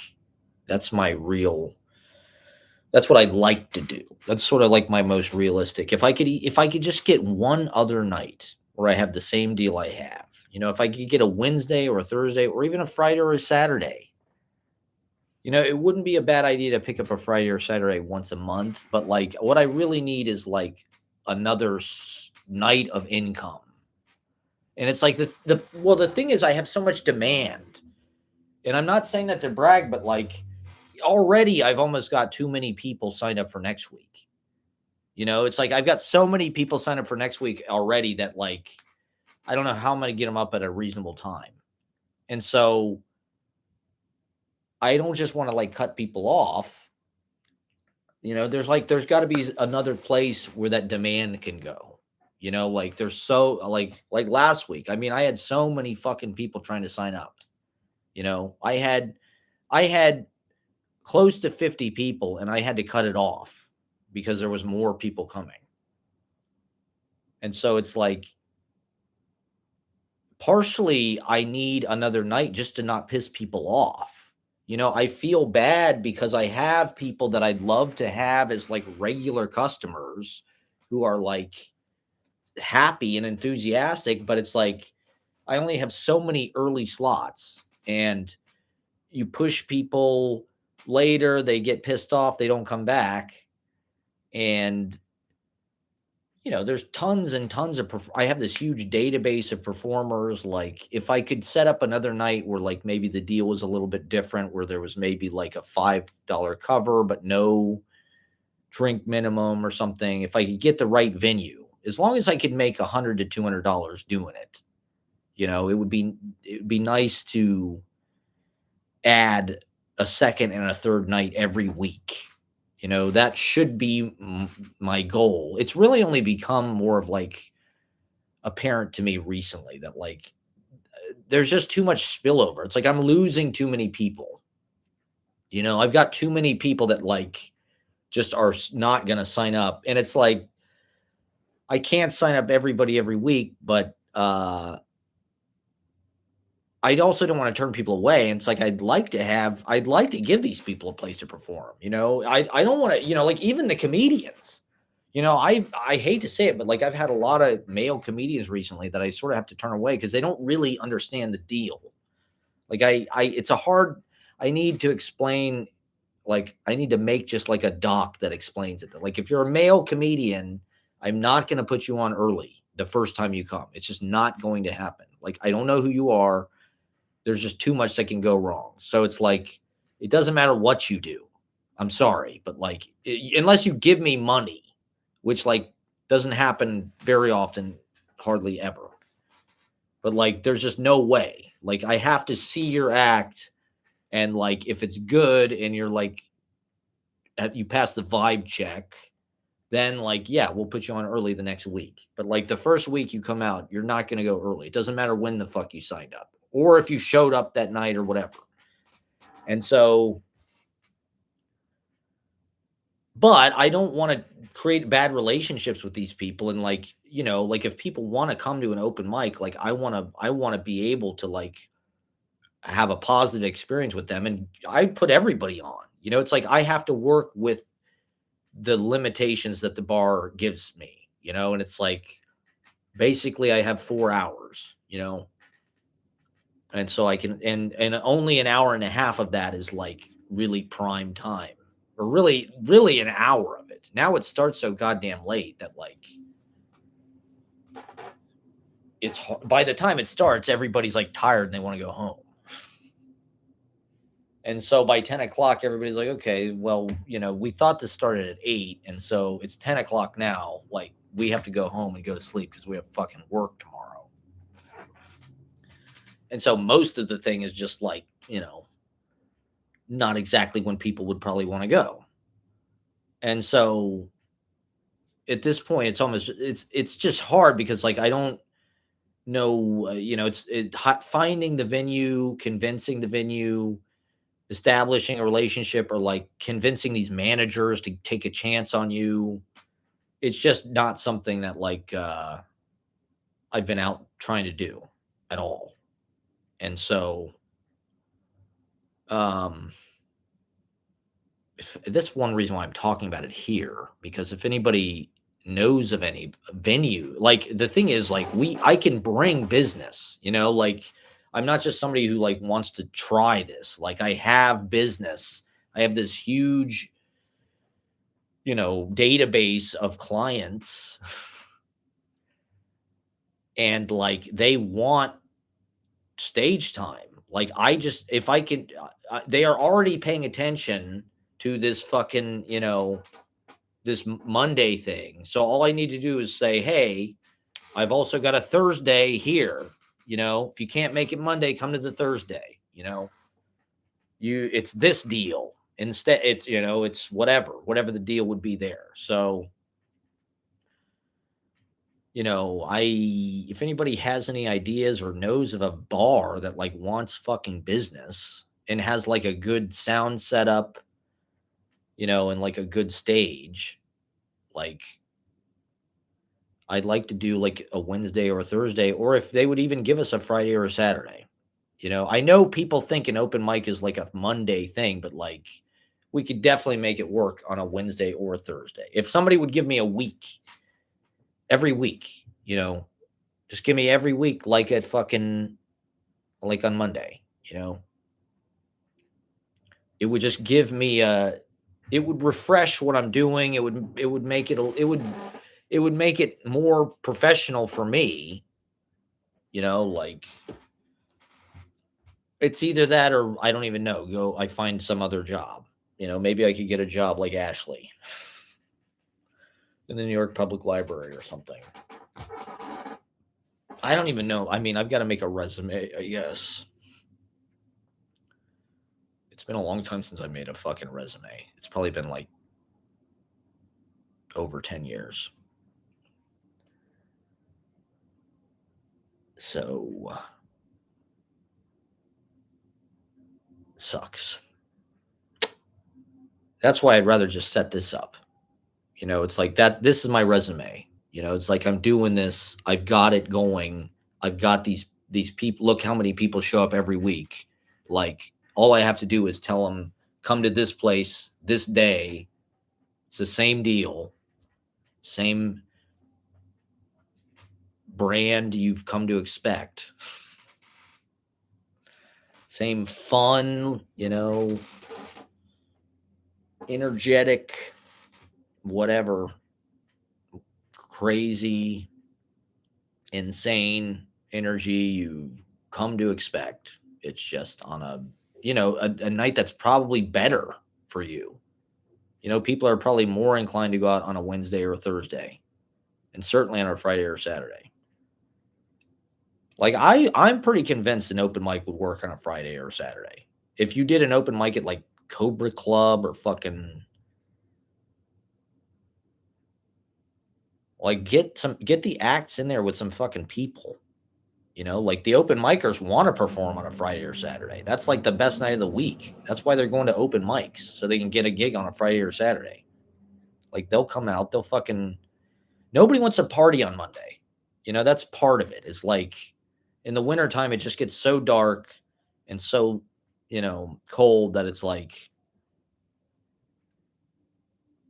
Monday is not the day when people are necessarily willing to really cut loose. It's amazing we get them to have as much fun as they do with all the responsibilities people have and all the stress and all of the, difficulty with traveling and whatever, taking the train.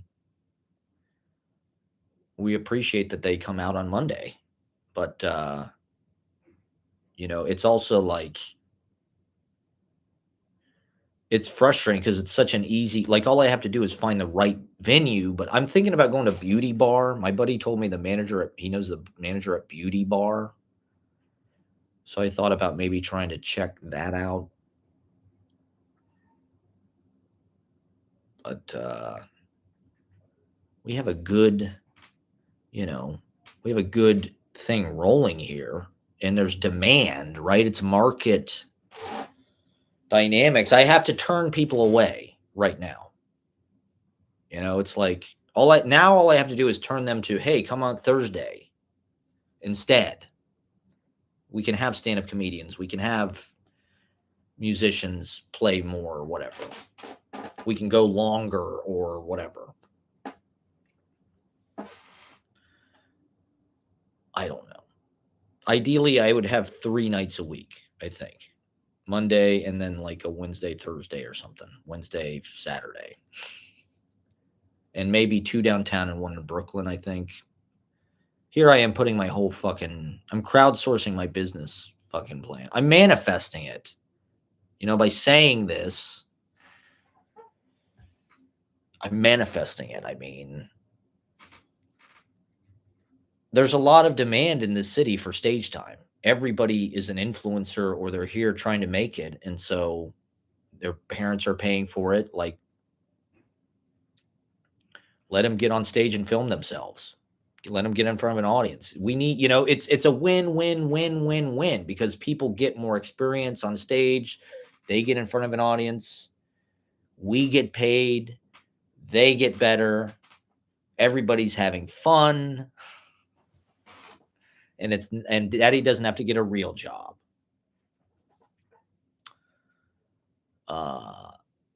Which is really, I just don't know what real job.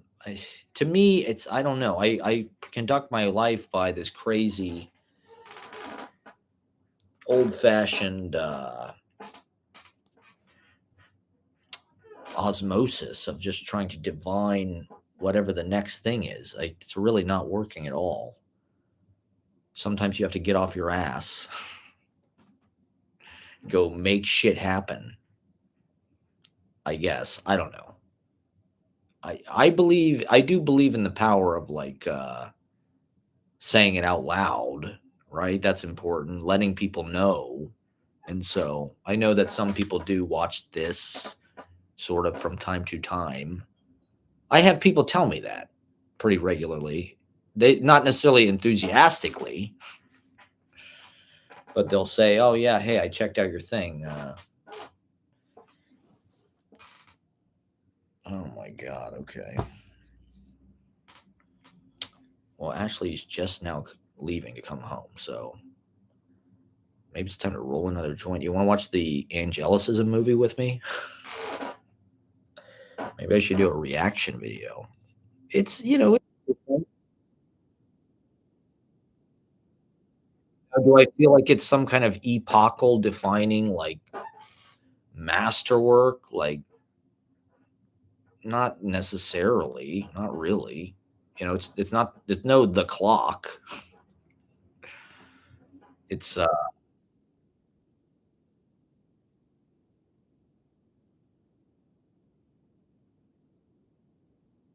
I mean, I suppose to some degree just by the sheer like length of it, maybe it is. I don't know. I just think internet aesthetics are like so ghetto and shitty. Not that ghetto is they just look shitty. I don't know. It just looks gross and uh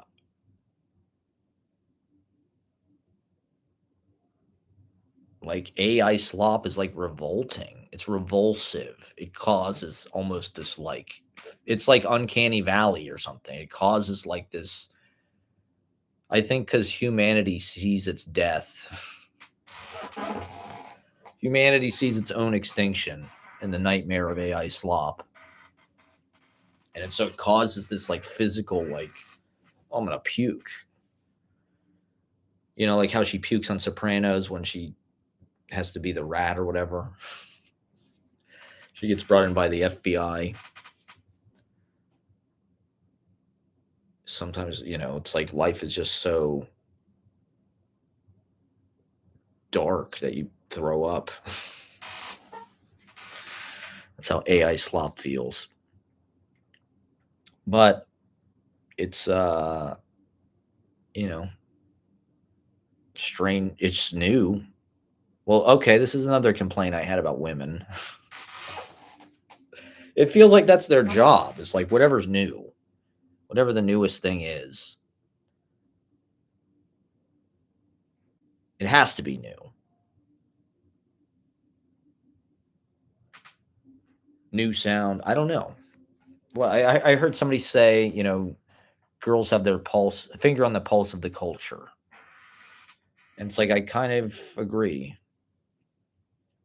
But being somebody who like is so retrograde about a lot of culture is constantly looking back and like trying to like copy or appropriate old fashioned shit. Uh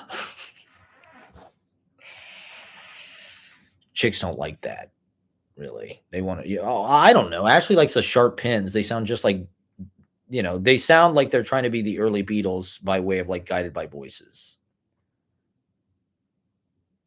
Which Ashley does not like guided by voices somehow, which I thought was kind of crazy because I thought everybody, you know, uh, she likes Pavement. She saw the Pavement doc or whatever.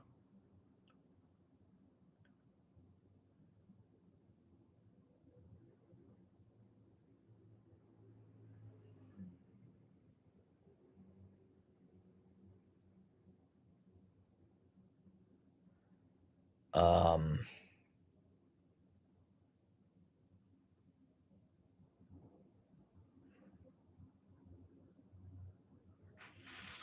Fashion, art. You got to be trendy. You got to know what's in. You got to know what's zeitgeist. You got to know what, now it's AI slop. It's these fucking cat videos. It's, uh,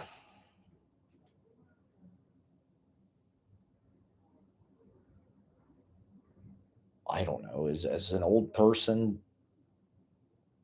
is it embarrassing to try to keep up or learn from this? Or I was reading this art interview with this guy, Charles Henry Ford, in the library. I went to the library yesterday.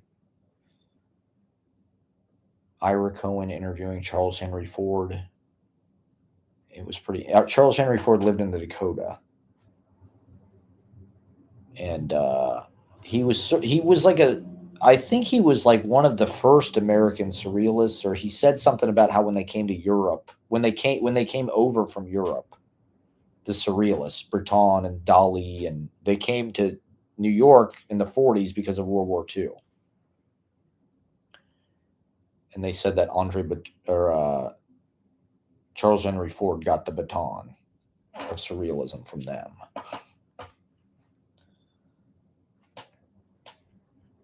And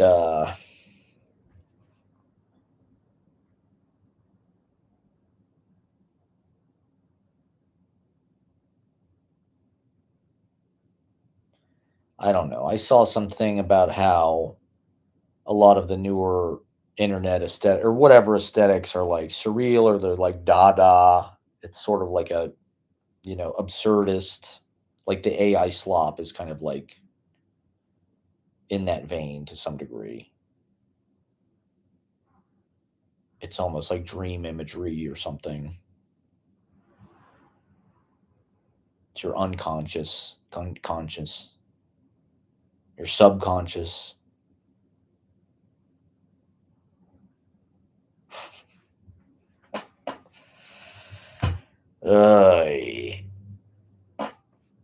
And those things tend to happen under like authoritarian.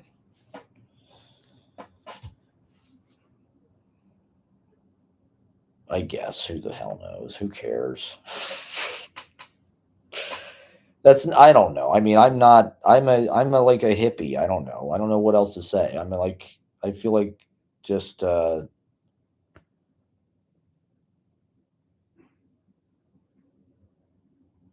like why does that kind of elitist value new but just like disposable, almost like trashy, it's almost like the guy said, what's ruining art is good taste. It's like, oh, it has to be bad taste. It's got to be, it's like Jesus is made of crawfish or whatever. So I was looking for all this AI slop. And when you search for AI slop on Google Images, you can't actually find anybody because you have to make your own. I didn't realize you just go to some fucking AI generator and like type in, like I didn't realize I could just make a flyer with shitty AI. So I made these flyers. I experimented. When I read this article, I was like, well, I guess I should do some AI slop because that's the cutting edge of art. So I told the AI slop to make a Halloween flyer, and then I had various prompts. This is one of the flyers. I think that may have just been on the internet. This is one I said something about Dracula hosting an open mic. It's pretty lame prompt, but here's the AI slop. Like I don't know. I can't really use that. And then this one was Freddy Krueger and Jason hosting a Halloween open mic. And so it knew what Freddy Krueger was, but I don't know what the fuck that other thing is. It looks like Sean Penn to me. It looks like if Sean Penn and Chucky had a baby. And then all these other, like I said, all these other like fucking words on it are just like satanic like incantations. Who the fuck knows what they are? For some reason, the AI just, it doesn't actually understand like English or something. Like it's created its own language on this fucking flyer. And it misspells shit all the time. Eider Sup, Lisa Tosti, Karar. I don't know what the fuck that is. Okay, this one was something about Jason Voorhees and Freddy Krueger hosting an open mic. And for some reason, Freddy's hand is like, it looks like the hand in Beetlejuice that like grabs their face. I don't know why he couldn't just make a claw hand. And then that microphone like literally does not look like a fucking, I don't know what kind of fucking microphone is that? It looks like a fucking Cold War dildo. And it's a Halloween open mic. So I don't know. Can I use that? Does that make me an edgy? Okay, and then this one I think just was like Halloween open mic. That just looks like some shitty like stock shit. That looks like some kind of stock image you'd find on like Claris Works. So that's my experiments with AI slop, everybody. I don't know. I mean, I guess it's something. I didn't realize it was that easy. It literally spit it out like that. Which, no shit. I mean, it's horrible. And it's so corny. I mean, I wish it would have given me something really fucking weird. Like, this is like, I don't know. Maybe my prompts were just lame, I guess, but that is so fucking strange. Should I post it? Maybe I should post all of them. Here's some AI slop I made of Halloween open mic shit. Halloween open mic flyers. Hey, I'm an edgy. I'm like angelicism or something. I'm doing cutting edge, fucking state of the art shit here. This is AI slop. Okay, slop it up, everybody. Slop it up, you animals.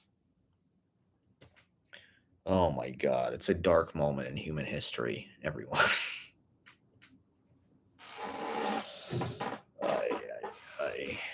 Who knows? Who knows what the fuck is going to happen? It feels ominous to me. I don't know.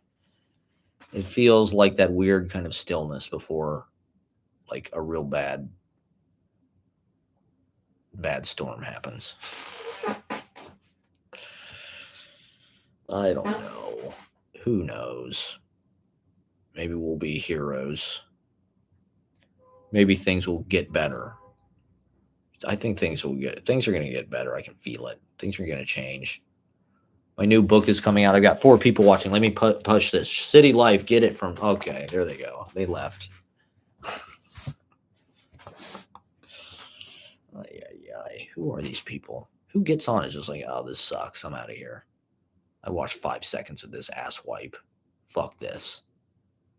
I'm going to go watch. I don't know. What the hell do you expect? What do you want me to do? I work my ass off to entertain you people. Can you hear me? All right, let me see. I'm going to go back to my set list. I mean, maybe I should get AI to write like a script for me. Okay. Yeah, sign up for Halloween, everybody. I've got more people than I know what to do with already. Oh yeah, I need more letterboxed friends. If people out there have letterboxed, add me, Geets Romo, GeeTzRomo. Please add me on letterboxed, Geets Romo.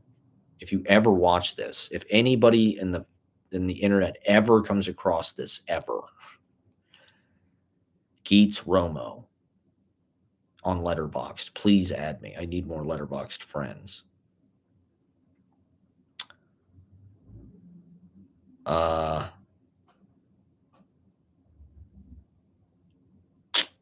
looking for material. I've got all these in my notes app, these little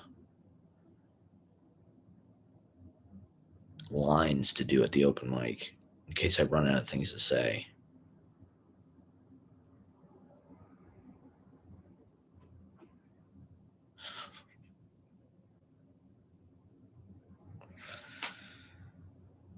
Oh, that would be a funny bit. Cooking on stage. I should do a cooking on stage bit where I'm a celebrity chef. You know how they do that on talk shows? They'll like make something like on Letterman. They'll like cook something. It's like it's kind of weird. Or like when they cook on the local news. Like how fucking weird is that? Like let's have a chef on the local news for some reason, just to cook something for the moms out there watching or whatever. Not to be sexist about it. Or dads. Dads cook too sometimes. All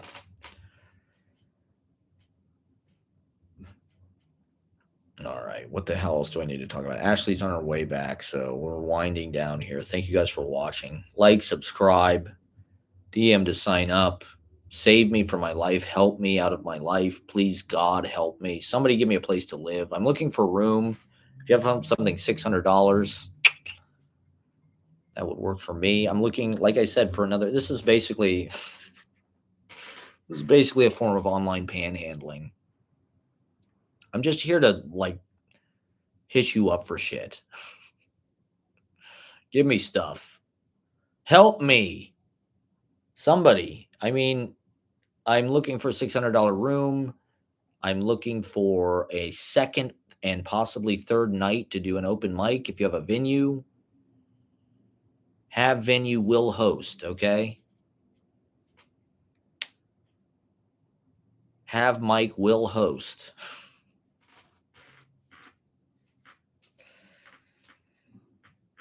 I wanted to do Hellphone. I don't know if anybody knows anybody at Hellphone, but if they could get a Wednesday at Hellphone, I think that could be a big success. So I'd like to get out there and get in the mix and get out and entertain the people, build our online fandom, sell merch. We got to make some goddamn merch.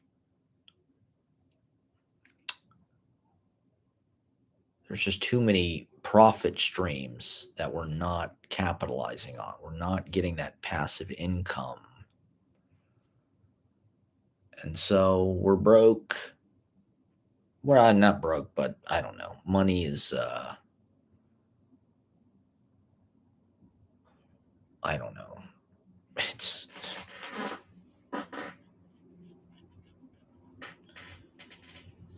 It's like this weird curse where you're just thinking about it all the time. And it just never really, it's like, it just never seems to get any better, really. There's brief, like, times where you sort of like indulge and sort of lack discipline. But I mean, I haven't even bought new shoes in 3 fucking years. Like, I need some goddamn shoes. It's getting ridiculous. Let me look at my poetry. I have been doing my poetry videos on YouTube have been doing sort of well, actually. A couple of my poems got over 1,000 views, and I got like 10 over 10 likes. So that's like a 0.1% like conversion. Everybody, that's not bad for poetry. That is not bad. So I've been trying to write more of these, like, social media friendly content poems. Updates, many updates from my life. You know how they do that on the news where they'll, like, it's not like the news, but like they'll come in between the shows and they'll be like, hey, at 5 o'clock, we're going to talk about this, this, this. That's sort of what the poems are. They're a way to just stay in touch. And for whatever reason, I mean, YouTube Shorts like really pimps that shit. It's getting harder to find an audience necessarily through TikTok, or my poems on TikTok are not that. I get about 100 views. Every once in a while, one will break through, sort of, but for some reason they do well on YouTube. I don't know why. It's more intellectuals on YouTube, I guess. I have more of a subscriber base here, maybe. And like I said, they want people to watch them. All of these platforms are fighting to get people to watch their short form video. Even Facebook is like trying to get you to watch stories and shit. So, you got to take advantage of that boost they're going to give you while you can. So, yeah. I got this new phone too, so it's really upgraded they look better, they sound better. I guess I could have done my vlog by now. Fuck. I should have signed off like 2 hours ago. Well, okay. I mean, my buddy the other night was saying something about how, oh, my video's 5 hours long. My live stream's 5 hours. He's not going to listen to me for 5 hours or something. It's like, oh, I totally get that. But one of the reasons why I do such long fucking streams is because one of the metrics that YouTube judges you by is like your watch time. And so, if I can get 1 or 2 people watching for the entirety of the video, it's like, well, there's, 8 hours right there. And so people tend to stay with the video more when it's live. Most of your watch time you're probably going to get while it's live. People will watch it later, sort of, but I don't know how the hell people do people watch these at length, or do they get sick of it quickly? Do they put it on and after half an hour they're like, Jesus Christ, this guy likes the sound of his own voice? The worst, I mean, I hate it. Well, I don't know. It's nice that people check it out. I appreciate that people check it out. It's a desperate cry for help. No, I mean, this is my, well, we're moving to a post-literate society, so I'm already there. You know, that's great. I'm all for literature. I'm all for people writing and publishing, but somebody said in 10 years it's possible that like most people will be illiterate. That's kind of crazy to me. I mean, people aren't even reading on their phones. Like they're still reading on the phone, like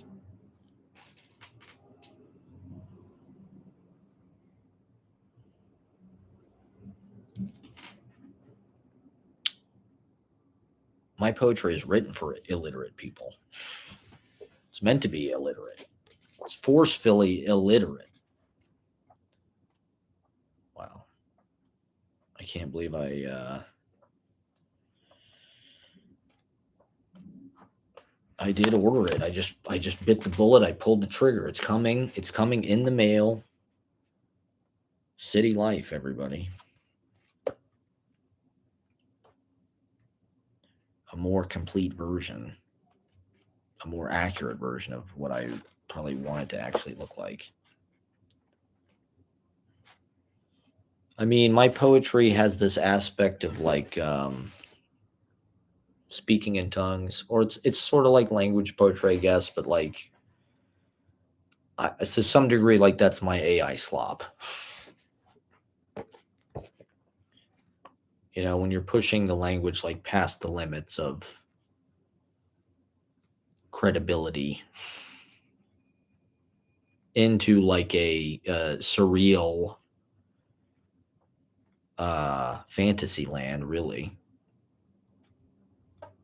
That's part of what's fun about words, is you can invent infinitely.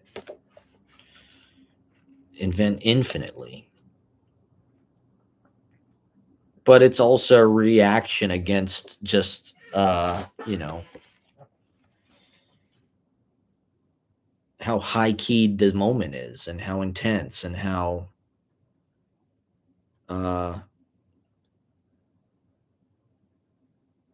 sadistic or holding our feet to the fire, scaring people,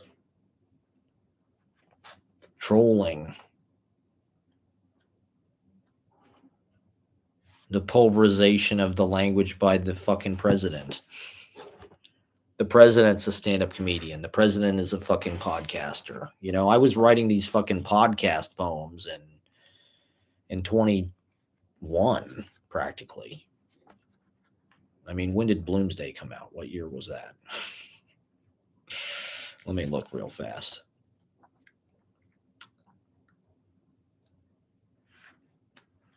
Fuck, it doesn't say. I guess yeah, that was 22, I guess. So Bloomsday was 22. Well, I was already writing podcast poetry. And I've been live streaming since Trump 45. So, I don't know. I guess you have to do something impressive with it. You've got to be able to like hypnotize, it's like you got to be a snake charmer. You've got to be like Fellini at the end of 8.5 and get all these fucking people to just like be dancing in a conga line, to outer space. Like Angelicism did with his fucking, Derrida fucking mumbo jumbo. You gotta have I don't know what that is. What is it? Is that just being a better bullshitter? Is it being smarter? One thing that Angelicism guy said is he's talented at words. That's what he realizes about himself, is like that's his gift. He's good at words. I mean, he's no Michel Houellebecq. How come he hasn't written some big novel that fucking all the fucking, alt-right people fucking read? He's no Bret Easton Ellis.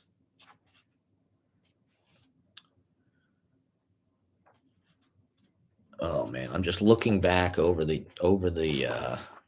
years. Now it's all behind us. Now we're on to some new shit. who knows what the fuck is coming.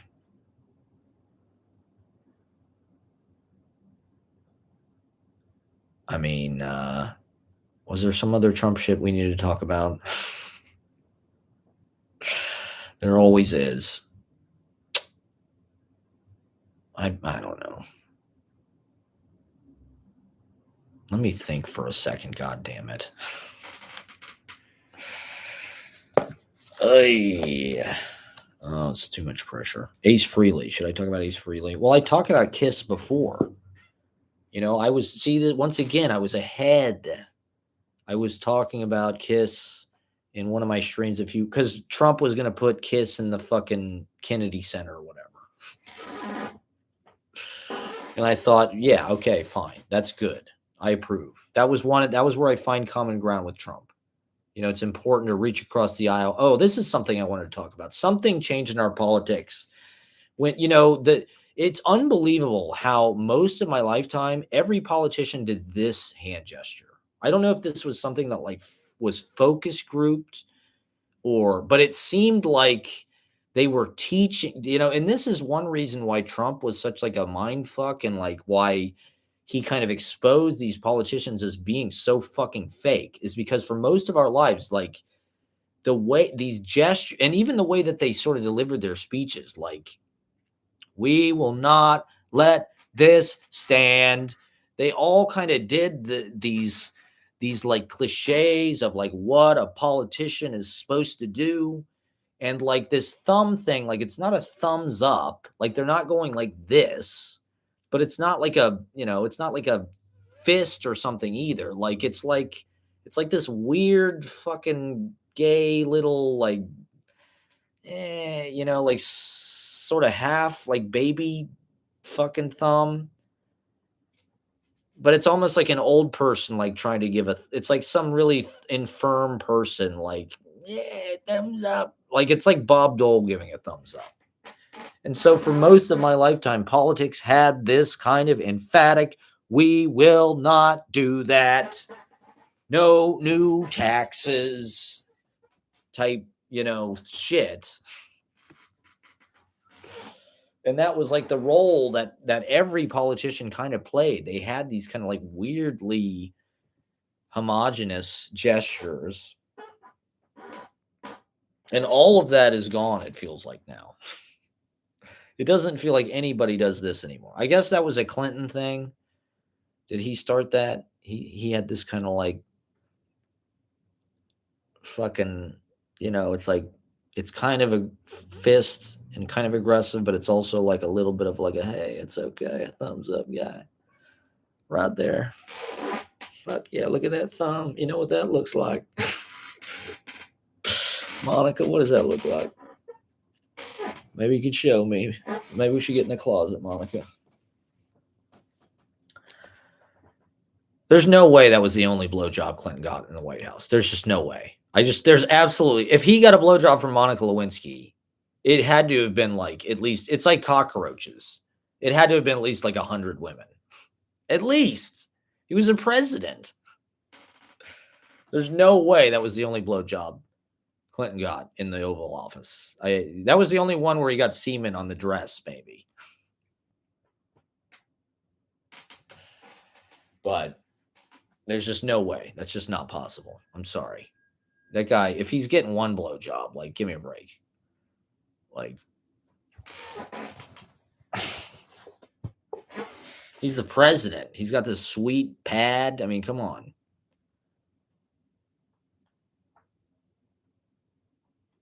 He's definitely gonna take advantage of that. How the fuck did I start talking about the fucking thumb thing?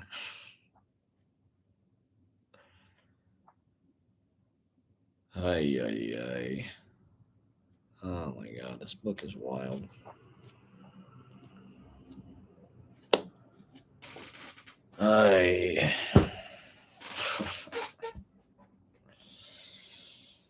Son of a bitch.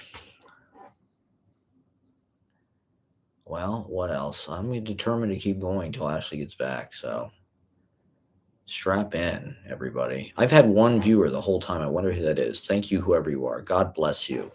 Is that Bruce Halliday? I called some people out at the open mic on Monday. The open mic this week got 5 likes. That's the most it's gotten in weeks and weeks and weeks, and I'm not really sure why. My opening was part of what I want to do is like I'm trying to tap into like the system lord persona. The thing is with the open mic, I really do have to like be safe. I can't do anything that crazy. But I'm also starting to look at like, well, why did I start to act crazy as a performer? Like, what the hell was that? What is that? It's like I don't think I mean, I think a lot of it was a reaction against Trump. That's when I started to like really be crazy because it just felt like a hysterical reaction to, the temperature going up on every fucking thing. Everything was like super fucking, stressful. And I think women like that. I think they like that kind of pressure. I don't like that. I don't want to be around, somebody that's like confronting me about everything and like making fun of me and like watching me, like I want to leave me alone. I want to, just be in my comfort zone when I'm in my comfort zone, you know, and like uh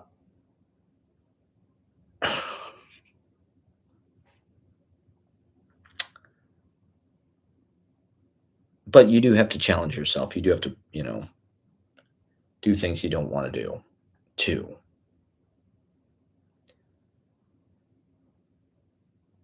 That's how you say stay strong or whatever. That's how you grow.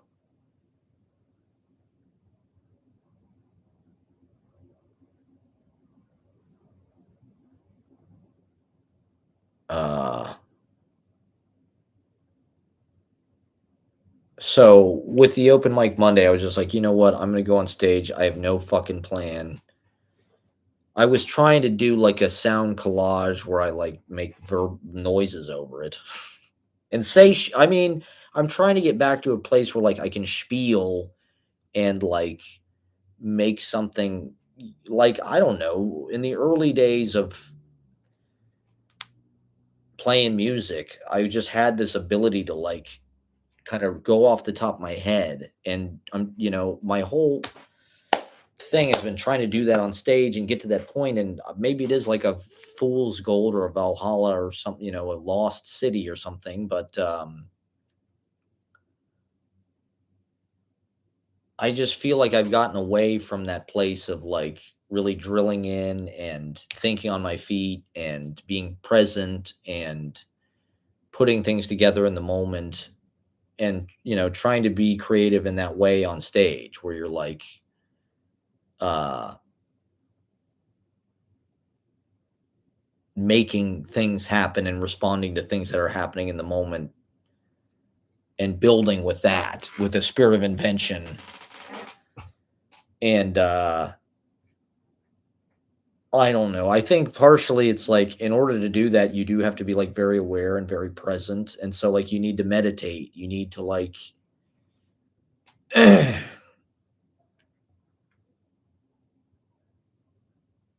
be aware on a moment to moment basis. And I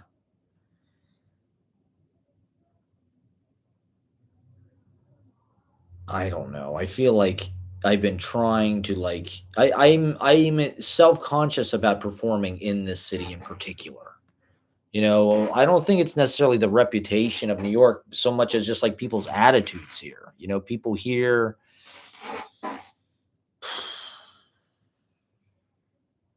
well, I don't know. I guess that's just an excuse, but it's more about my own self-consciousness about people's attitudes. Like, oh my God, it's New York. It's you're just nervous, you're just and so you get self-conscious.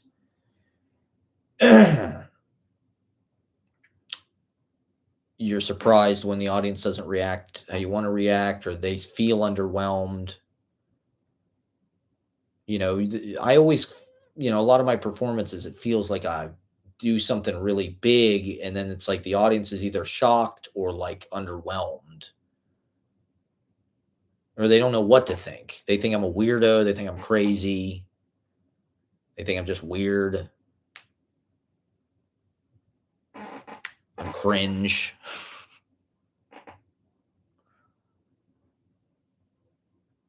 Uh,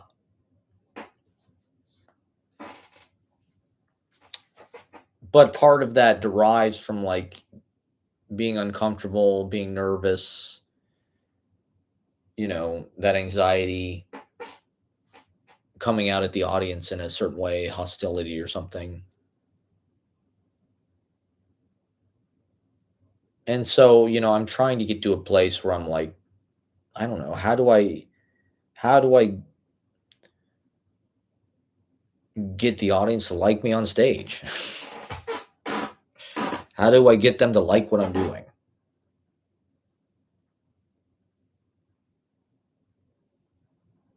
Practice more? I don't know what the hell it is. Practice more off stage, prepare more.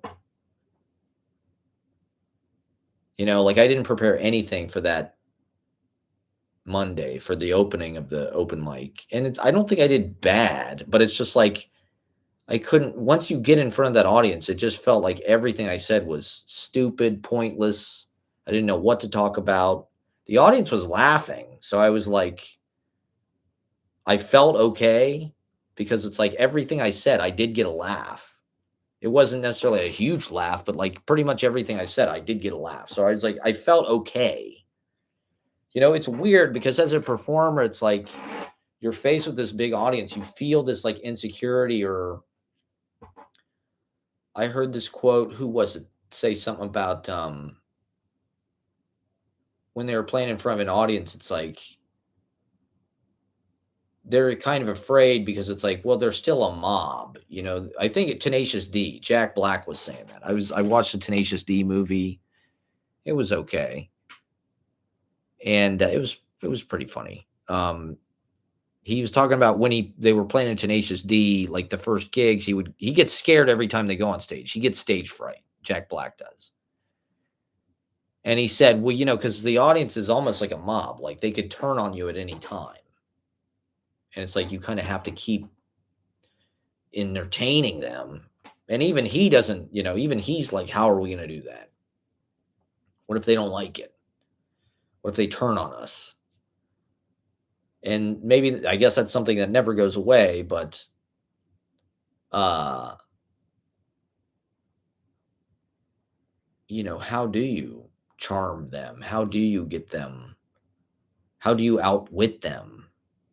How do you impress them? How do you get them eating out of the palm of your hand? It's not easy, actually. Or I don't know. A lot of the things that impress the audience are, I don't know. They're not what I like.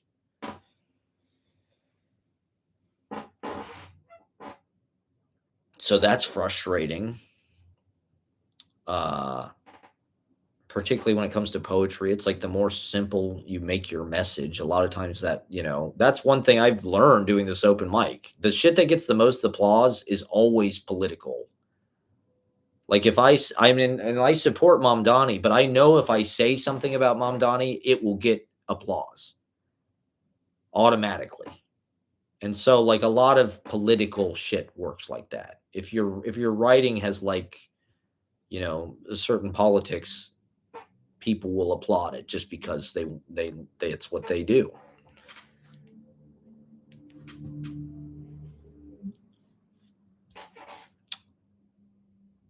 Uh that doesn't really feel like you know strong writing necessarily usually to me.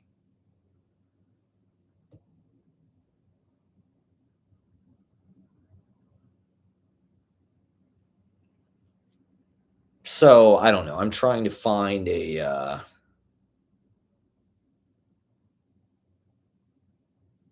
way back into, well, I'm just trying to find, like with stand-up comedy, typically when I try to do it, I go on stage with like bits that I'm trying to do that are like sort of traditional comedy bits, and it's like that just doesn't really work. They're like anytime I've been funny on stage, it's not because of that kind of shit.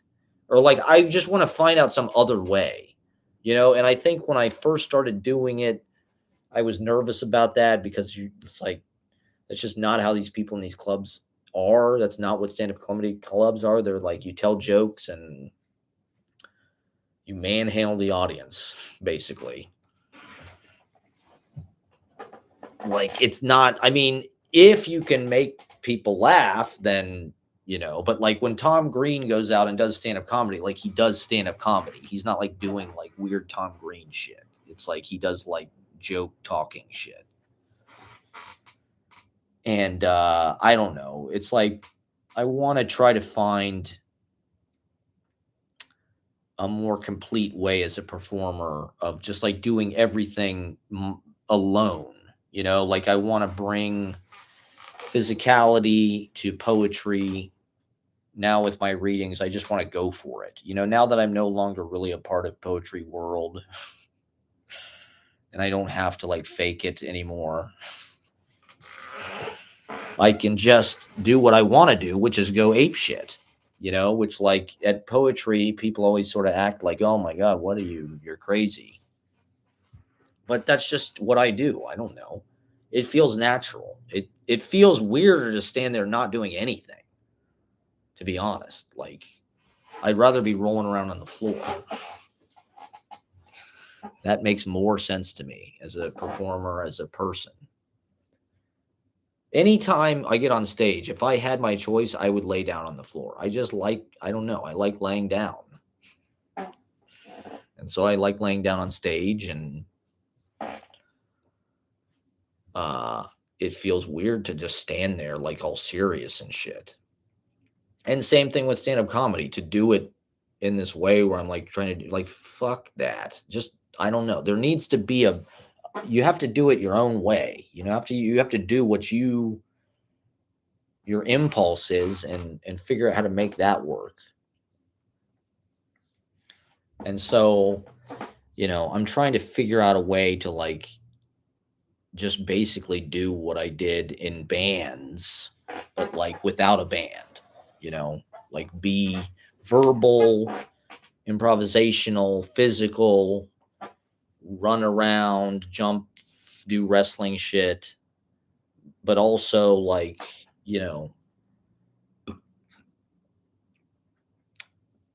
be artistic, be poetic, be funny, be memorable, be mind-blowing, whatever, be entertaining. And so, okay, I think Ashley's back. All right. Well, thank you for watching, everybody. Come out to Halloween on Monday. It'll probably be the best. I mean, it's supposed to be cold next week and raining and shit. So it'll probably be the best Halloween party out there, actually. All right. Thanks for watching.